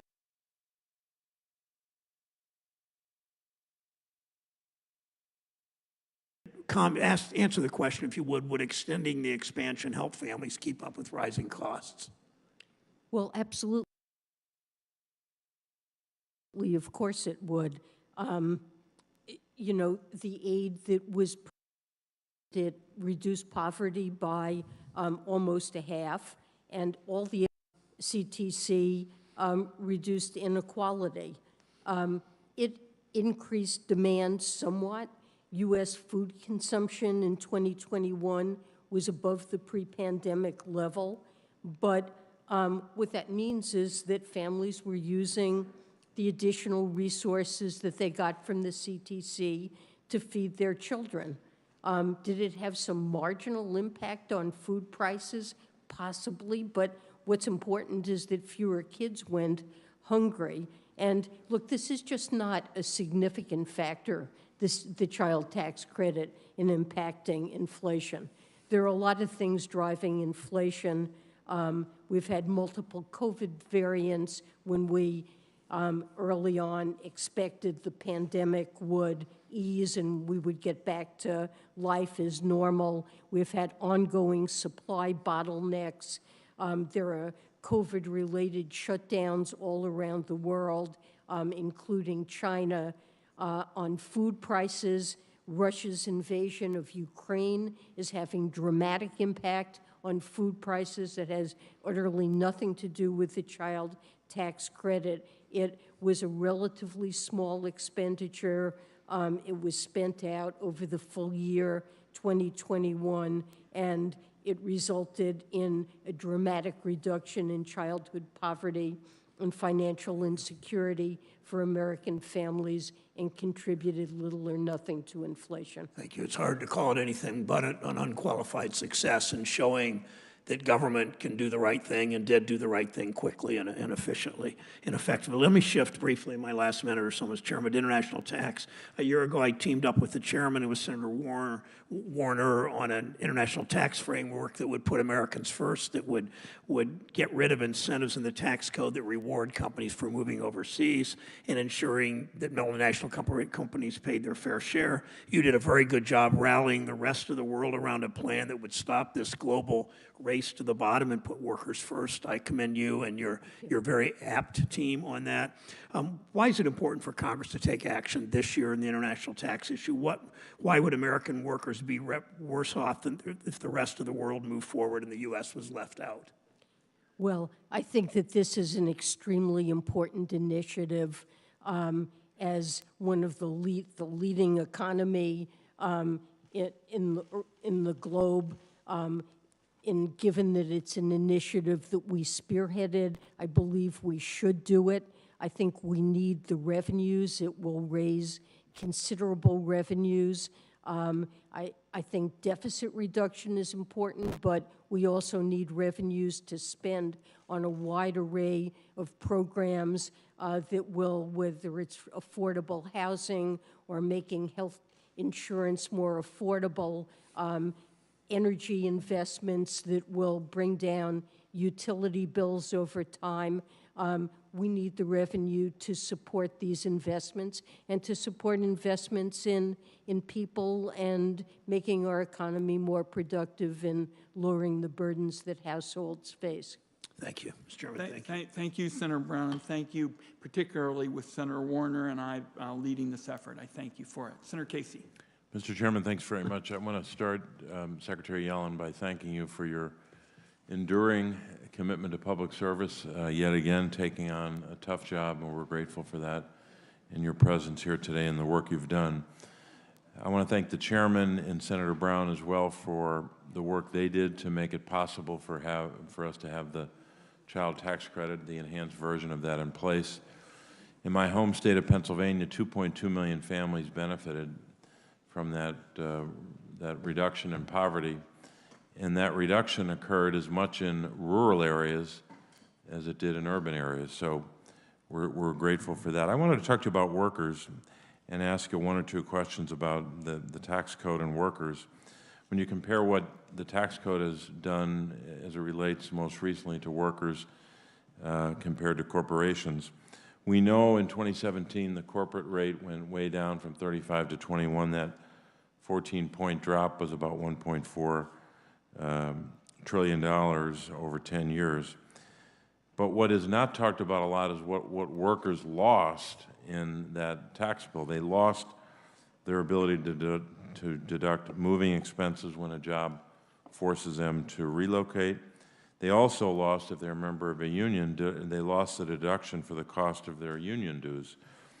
Workers can't deduct the cost of their union dues, but corporations are still permitted to deduct the cost of running anti-union campaigns. This is both an insult to American workers and should be an insult to every American, but it's also an insult and I think in direct contravention of the 1935 National Labor Relations Act. Earlier this year, the President's Task Force on Worker Organizing and Empowerment spoke to these issues. I've got two bills, one bill to restore the tax deduction, but also another bill to crack down on union busting. Madam Secretary, I'd ask you to respond to this question. Do you agree that we need to restore and improve the union dues tax deduction that the 2017 tax bill took away and end the taxpayer subsidization of anti-union campaigns by corporations? I do, and let me say that we strongly support the work that the Worker Empowerment Task Force is doing. We look forward to working with you and other members of Congress to develop legislative provisions in support of that mission. Thanks very much. The last question I have is about the code again. In 2017, corporations had their rates cut by that 21%, as I mentioned. Business owners also got a 20% write-off on their personal taxes, but that same cut was not available to their workers. The IRS just reported by 2017 it had all but stopped auditing the taxes of wealthy private business owners. Less than 0.2% of pass-through businesses were audited in 2017. So while they were getting huge tax cuts, no one was checking to see if they were paying the taxes that they already owe. We know the EITC, the Earned Income Tax Credit recipients, were 5 times more likely to be audited than a pass-through business owner. Hard to comprehend that. So people making $40,000 or less, 5 times more likely to be audited. Madam Secretary, can you speak to the steps the administration has taken to make sure that wealthy business owners pay their fair share in taxes? I mean, it's an appalling set of statistics, Senator, that you recite there. We have an enormous tax gap.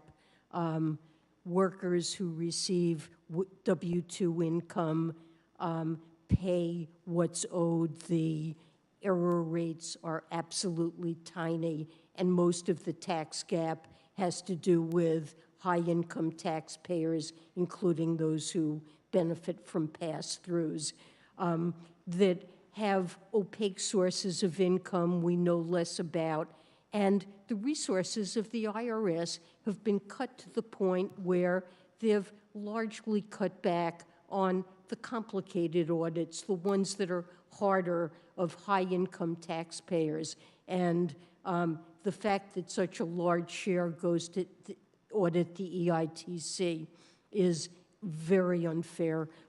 I strongly urge Congress to approve the $80 billion that we've requested for the IRS to be able to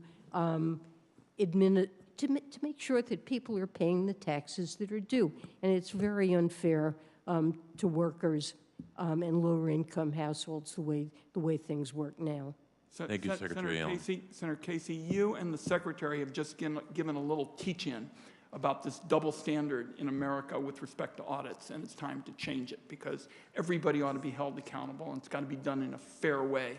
And the point you've made and the Secretary's made is that's not being done today to the expense of people of modest means. Senator Bennett.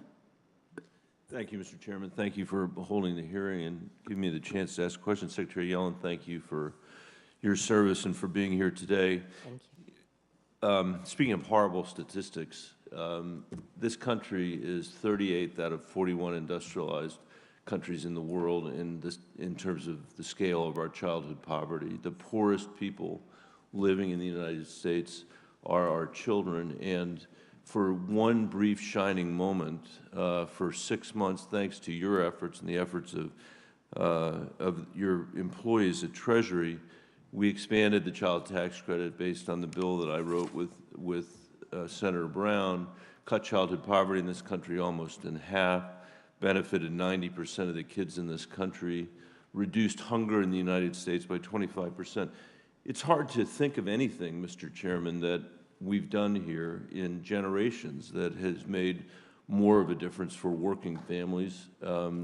And tragically, we let it expire. Now, there were people on the front end of this who said, this is a terrible idea, it's going to disincentivize people from working, people are going to use the money, for all kinds of illicit purposes. I can tell you, Madam Secretary, people spent the money in Colorado on their kids, and the list is long, from school supplies to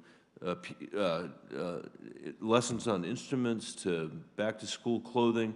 But the one thing everybody has in common, when I asked them what their experience was with the enhanced child tax credit, it is the amount of stress that it relieved from their family. Because after all, people in Colorado live in the same economy that this entire country lives in. It's an economy that for 50 years has worked really well for the top 10% of Americans and hasn't worked for anybody else. Washington's response over that period of time has actually been to make worse our income inequality by cutting taxes to the tune of about $8 trillion since 2001. Almost all the benefit of that went to the wealthiest people in the country. It made our deficits worse, it made our income inequality worse. It's staggering that that is what we would do. And finally, we finally did something for working people with the enhanced child tax credit and the enhanced earned income tax credit. And at the end of the year, we turned our backs on the poor children in America that benefited from this, the 90% of kids that had the benefit of this. I've been here year after year after year, Madam Secretary, at midnight on New Year's Eve or on Christmas Eve, when we didn't have any trouble extending tax cuts for the wealthiest people in this country. We didn't have any trouble extending tax cuts for the biggest corporations in America. But when we had actually lifted kids out of poverty, when all the studies that I have seen, and this is what I'm going to ask you about, Madam Secretary, all the studies that I have seen have demonstrated that the tax credit worked as it was intended and did not disincentivize anybody from working. We cut it off at a time of rising inflation. Families were getting $450 on average a month. And my understanding is that the inflation has caused about $300 a month of additional costs for families.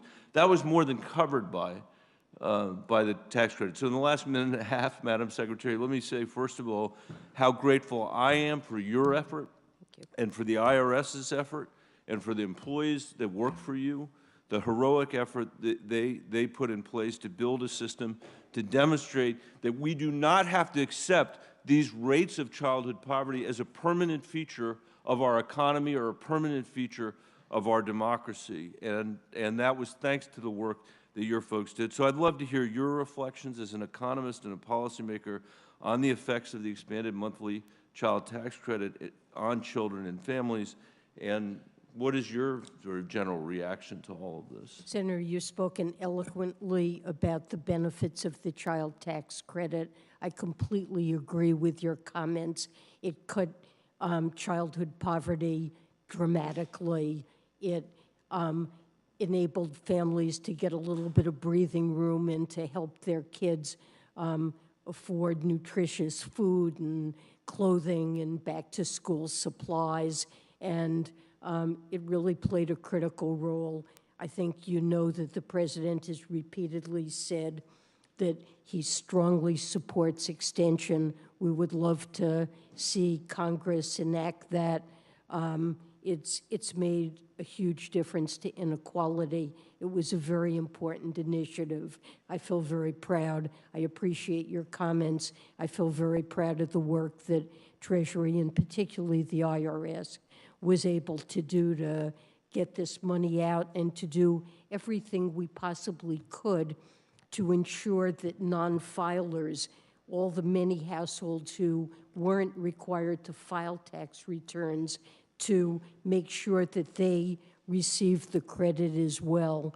I would love to see, and we've been talking about investments in the IRS. One thing that investments in the IRS would do is make sure the IRS has the modern tools it needs when we have tax credits like that to make sure they go to the families that deserve it, whether they file taxes or not. I thank my colleague. The Secretary has got a hard stop of 12:45. I think we're in good shape to achieve that. Next in line will be Senator Warren, and I'm going to run and vote and come back, and if Senator Hassan could chair in my absence, that would be great, and I think we'll all be able to get the second vote eventually as well. Senator Warren, you're recognized. Thank you, Mr. Chairman, and thank you for being with us today, Madam Secretary. So today's hearing focuses on the Treasury Department's budget, and I want to talk for just a minute about money for the IRS.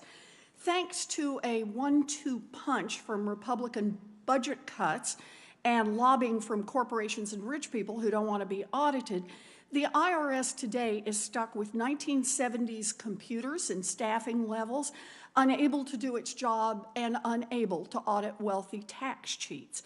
That underfunding also causes honest, hardworking Americans a lot of grief. According to the IRS, the average American spends about 13 hours and $240 every year just to file their taxes. 13 hours, $240. And sure, some people have complicated taxes that take time. But for maybe about half of Americans, taxes could be as easy as looking at a form the IRS has already filled out, showing your W-2 and 1099 income, then using the standard deduction and common tax credits to calculate how much you owe or how big your refund will be. If you don't agree, check no, fill out your own form. If you do agree, check yes, and you are done. Easy peasy. But the IRS does not have that kind of easy peasy program. Instead, years ago, the IRS cut a deal to send taxpayers to companies like Intuit and H&R Block to figure out what they owe. And in return, these companies were supposed to make free tax filing for 70% of American taxpayers through the Free File program. Secretary Yellen, what percentage of taxpayers actually use Free File right now? I believe that last year about 4%. About 4%. 4. That's right. So it was supposed to be 70%. Turns out it was 4%. And you know that is not an accident. These companies deliberately sabotaged the Free File program and steered people to products that they could charge for. Now, companies like Intuit and use misleading advertising, hid free products from Google search results, all so that taxpayers had to spend more money to figure out how much they owed. The Federal Trade Commission has now sued Intuit over its bogus advertising of free tax filing software, and last month the state attorneys general extracted a $141 million settlement from Intuit for these scams. Now, these swindles are just one reason why the GAO recently recommended that the IRS develop its own alternative to free file, stating, quote, "The IRS faces mounting risks by continuing to rely on the tax prep industry to provide free tax filing services," end quote. So, Secretary Yellen, it sounds like the free file has worked out great for corporations like Intuit, which raked in billions of dollars. But do you agree with the GAO that the current system is not working for American taxpayers and that it's time for the IRS to develop a real free file program? Or let me just ask this more directly. If we can get you the resources, will you commit to developing a free file program that actually works for American taxpayers? So, look, I absolutely agree with the comments that you made about free file. It hasn't worked. We need to develop a new system. There's no reason in the world that a modern economy shouldn't have a system that makes it easy for such a large group of taxpayers to file their returns.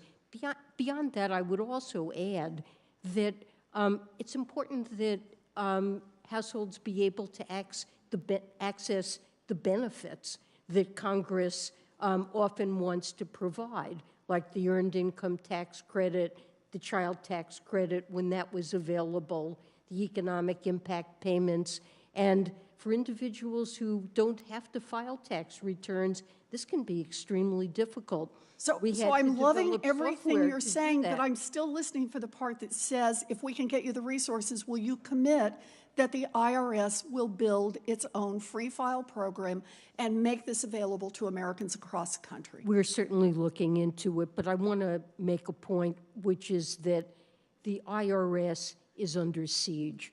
It is suffering from huge underinvestment. It has massive problems that it's dealing with.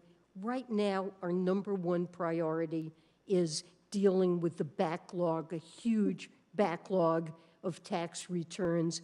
The IRS right now doesn't have the authority to hire the people it needs to deal with Madam the Secretary, backlog.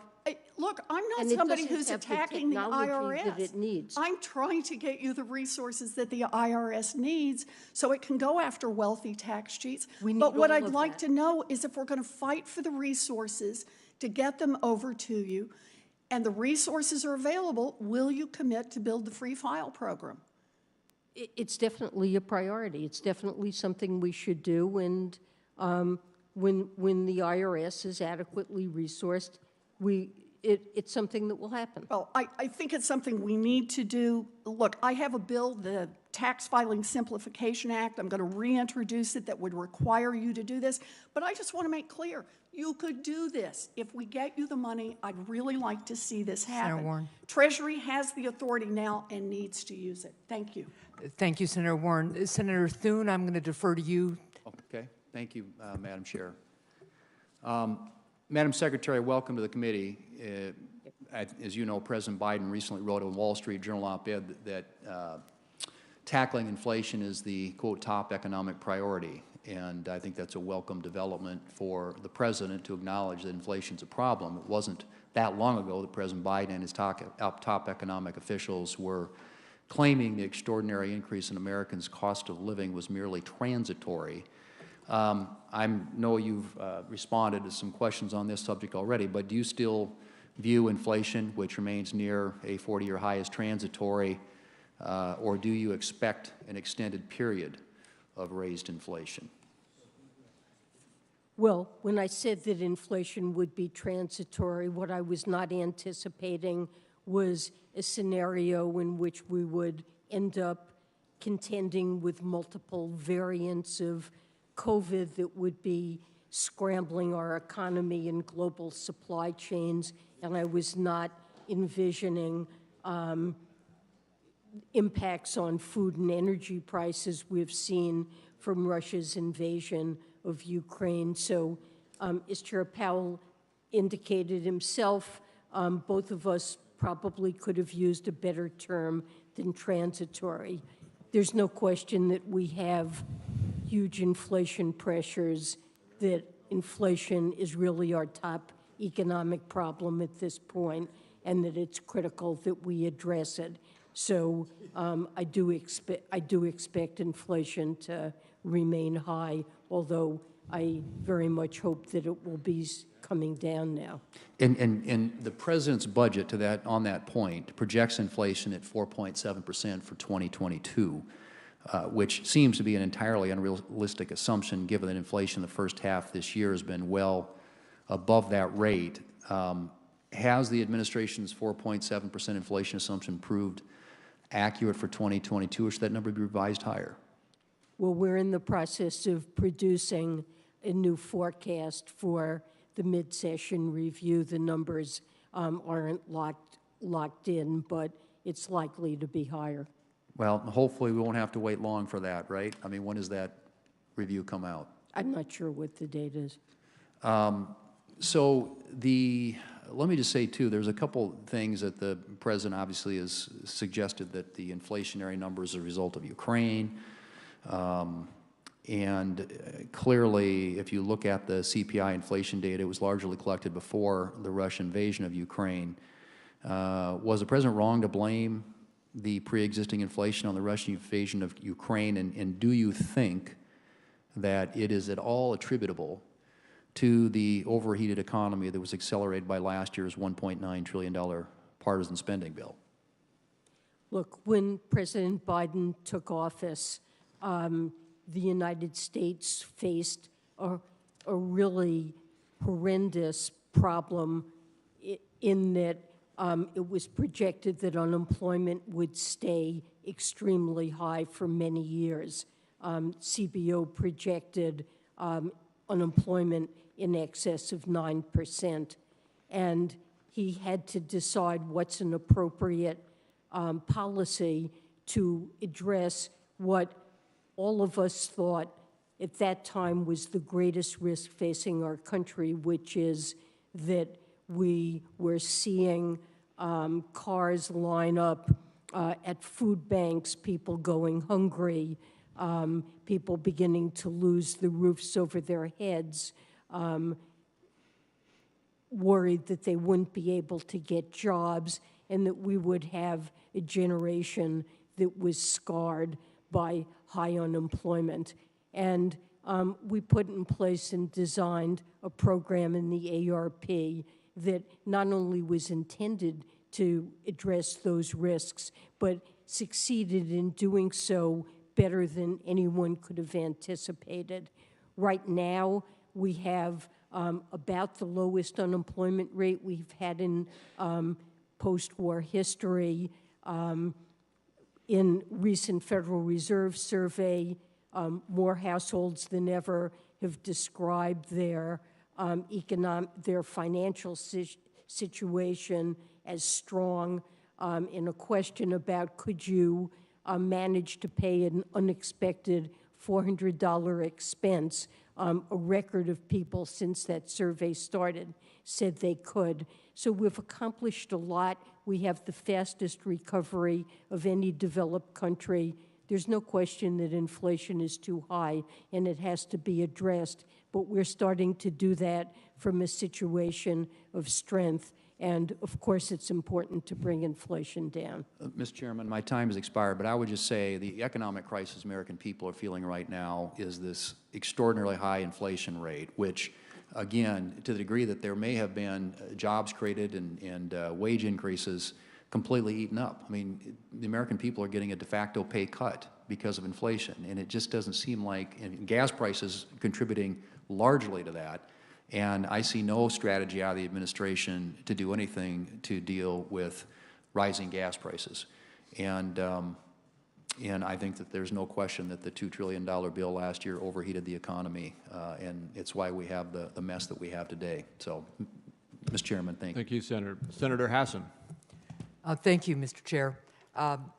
And good afternoon, Secretary Yellen, and welcome. Inflation is the #1 economic issue I hear about from Granite Staters. Supply chain challenges and Putin's invasion of Ukraine have driven up costs across the economy, and these higher prices are straining the budgets of families and small businesses. As one way to help lower costs for families, I've led bipartisan legislation to cut taxes for homeowners who upgrade to more energy-efficient appliances. The administration has been supportive of passing clean energy tax cuts that would help lower energy costs for Americans. Do you agree that passing clean energy tax cuts, as proposed in my bipartisan bill, would help lower costs for Granite Staters?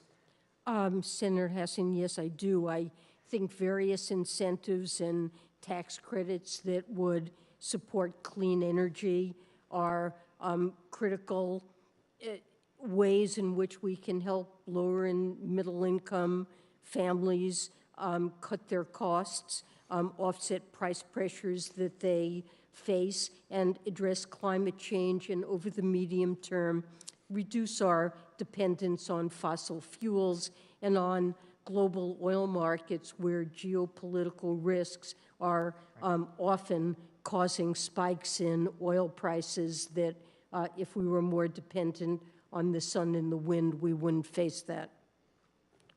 Thank you.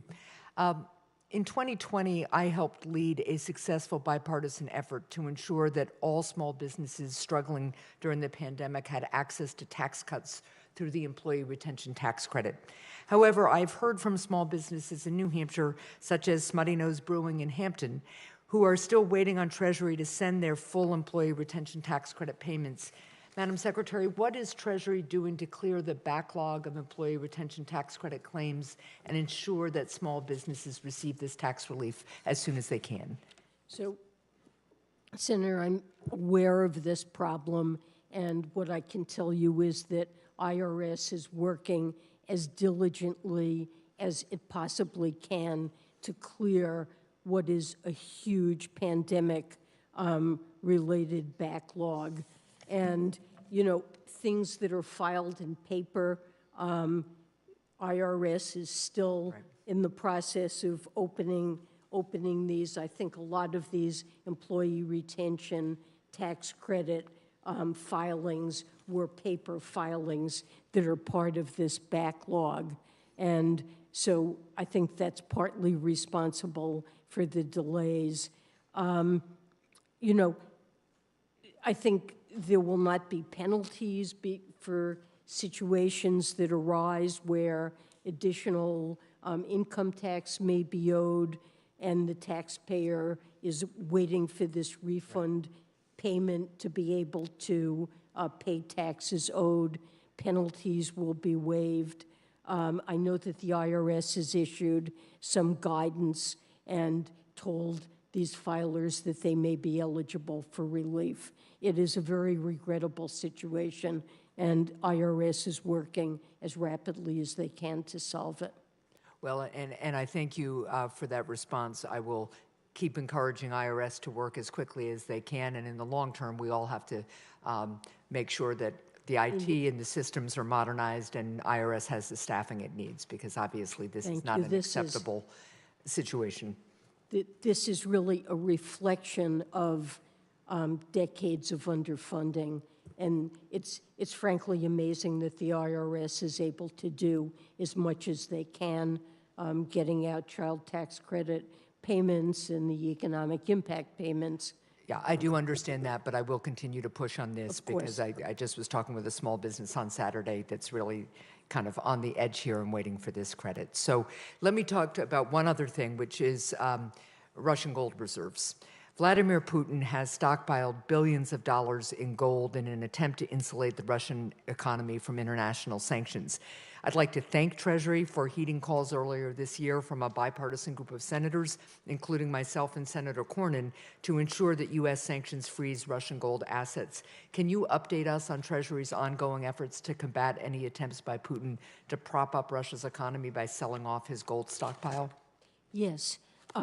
This is an important matter, and we've issued guidance that gold-related transactions involving Russia may be sanctionable under the president's executive order, and we're closely monitoring any efforts that we can see to circumvent our Russia-related sanctions through the use of gold. Well, thank you very much. Thank you, Mr. Chair.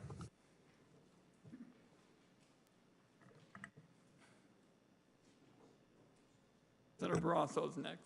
Thank you, Mr. Chairman. Thank you, Madam Secretary. Appreciate you being here to testify today.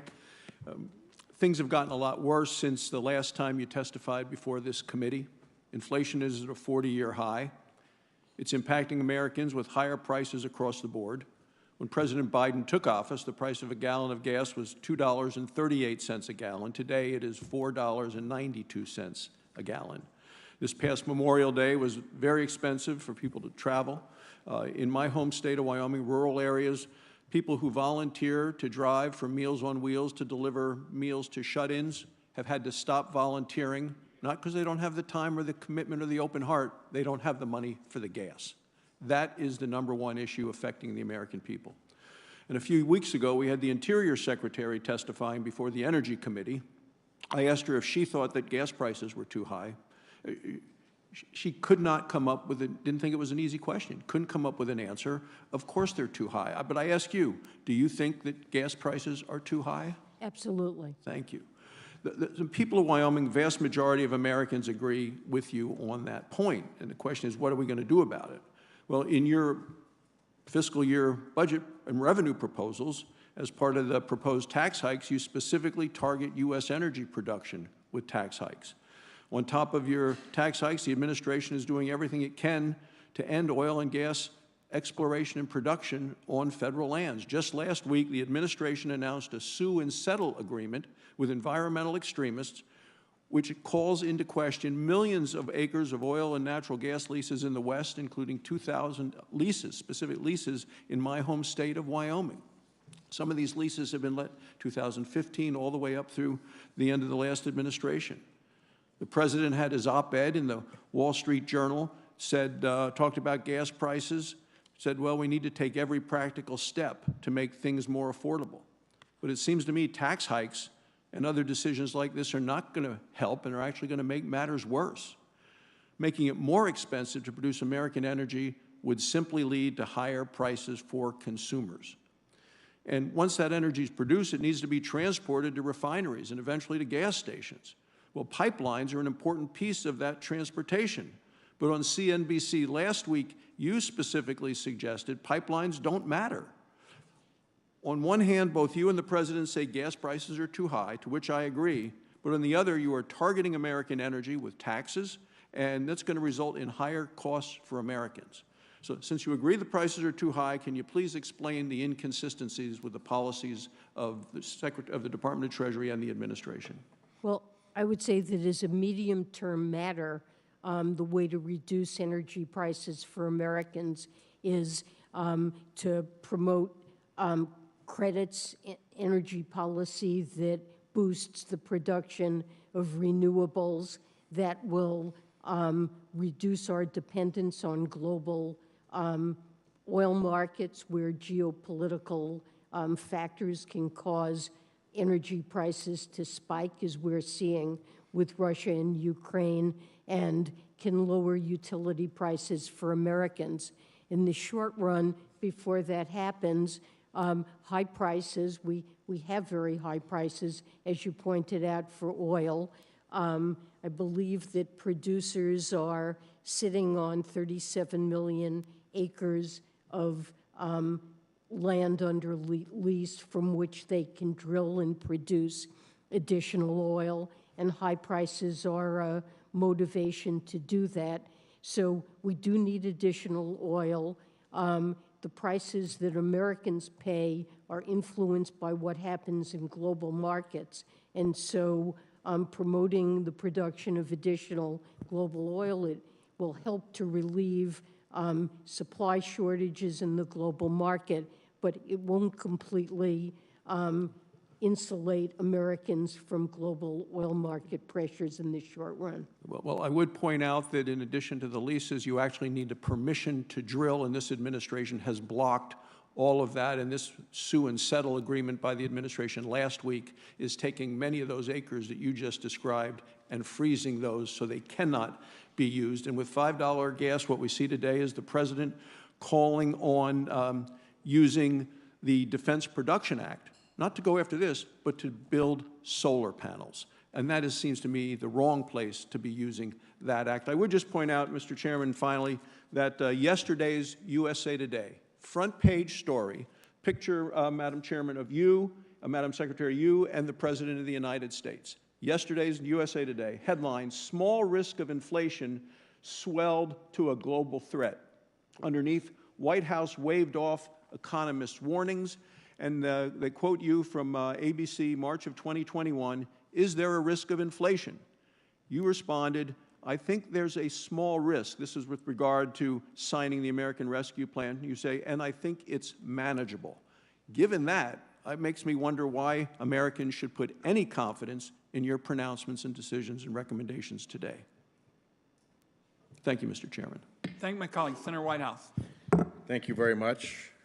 Madam Secretary, good to have you with us. Thank you, Senator. The end of a long morning for you. In January of 21, more than a year ago, we passed the beneficial ownership legislation that Senator Crapo, among others, was a champion of, and that passed with strong bipartisan support. A lot of time has gone by, and we're still waiting for the rule to come out of Treasury. I just helped get you $22 million in additional FinCEN funding to help accomplish that. In the meantime, because there is no rule, Tax Justice has just put America at the top of the Financial Secrecy Index, #1. This is not an index on which we want to be #1. Can you tell us anything about when you're going to be done with the beneficial ownership rule? It's been over a year. Well, last December, FinCEN did publish a notice of proposed rulemaking to implement the beneficial ownership reporting requirements, and that's the first rulemaking. The second will govern access to the beneficial ownership information system, and that will be published certainly this year. So all I can tell you is that so we appreciate the extra funding to fully implement this. We will in the fiscal 23. We need full funding for building of this database, but we appreciate the funds that were in the Ukraine supplemental. Effective implementation of the Corporate Transparency Act is really a top priority and is getting our full attention. Well, if you could instruct your people to pick up the pace, I think that would be helpful. It's been quite a while since the law passed. It's been a year since the regs were supposed to be accomplished. There are 3 different rules that are necessary to implement it. Only 1 has even been proposed. So there's a lot of room for improvement in the rulemaking process, and I hope you'll see to that. The other topic that we talk about often, you and I, is the problem of the 501Cs. You have indicated that the political dark money that they facilitate is a problem for our country, and you have said that you will give it serious review and serious study. And I just want to flag it for you because, again, I'm not seeing either the serious review or the serious study. The problems are quite specific, and I want to flag them for you. One is you have a C3 and a C4 that are indistinguishable. They have the same office, they have the same staff, they have the same board, they have the same, chief executive, and it's just a fanciful distinction that, in my world, you call that piercing the corporate veil. This is a corporate veil you could pierce with a banana. This is not legit. And to look into that, I think, is well worth doing. The other issue has to do with the so-called 50% limit. The 50% limit is ignored by circles of affiliated nominal corporations, so that if somebody makes a donation to one, they can then spend 50% of it on politics and put the other 50% to an affiliated organization, which then spends 50% of it on politics and puts the remainder to another affiliated organization. If you have just 4 of those organizations working in concert together, you're over 90%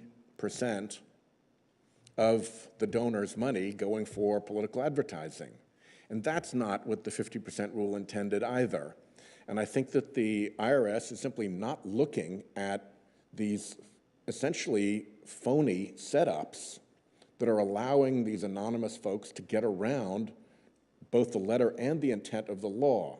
So again, please, serious review and serious study, I think, are in order. What we have had in the meantime has been a completely false narrative blown up by your own Inspector General that this was all a wicked effort to target conservatives. That narrative got legs because an enormous propaganda effort was done to push it, but it was debunked by the Inspector General. But we're still living with the aftermath of that, and nobody is telling the truth in the Treasury Department about what really happened, about how the system is being gamed by indistinguishable 501c3s and 501c4s, and by these coordinated efforts to spin the money through affiliated groups so that you can end up spending it all on politics instead of the nominal 50%. So if you could please look at that, I would be grateful. I thank my colleague. Could she just quickly answer that? Oh, of course. Before I go? Please. I know my time's up, but No, if she could answer that Madam briefly, Secretary, please. I understand the importance of this issue and agree with you that we absolutely need to get dark money out of politics. We'll work with you to try to do that. Great. Look, if we can look at those specific things, that would be helpful. I thank my colleague. Members have a week to submit written questions, and Madam Secretary, we're going to have you out the door actually early. And just one thought on closing. It seems to me we're closing where we began, which is that Congress has a big role to play in cutting costs, which helps to cut inflation. And we talked about prescription drugs, for example. I mean, that's key. Medical expenses are gobbling up everything in sight. And most of the areas that we're talking about mean that you also have to tackle some very entrenched interests. You know, it seems to me that nobody in America that I meet is saying, gee, Medicare shouldn't negotiate to hold down the cost of medicine. The Biden administration, colleagues on this side of the aisle have said, of course you ought to negotiate for these expensive drugs, the cancer drugs, for example. Same is true about clean energy for America. You know, what we said on this committee, Madam Secretary, to hold down energy costs is we're going to take those 45 provisions in the tax code on energy and basically throw them in the trash can and say that for the future will be about clean energy, clean transportation, energy efficiency. And then we will say we'll have a technology neutral, market-oriented system where the more that you reduce carbon emissions, the bigger your savings. But in both healthcare and energy, you're going to have to take on some big, powerful interests to cut costs down.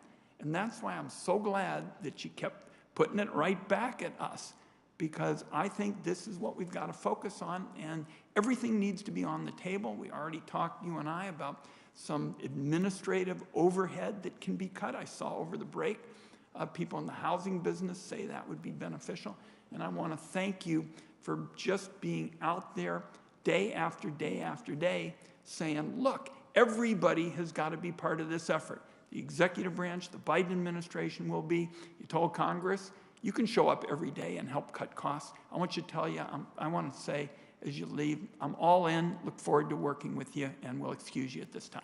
Thank you, Chairman Wyden. I look forward to working with you. Thank you, Madam Secretary.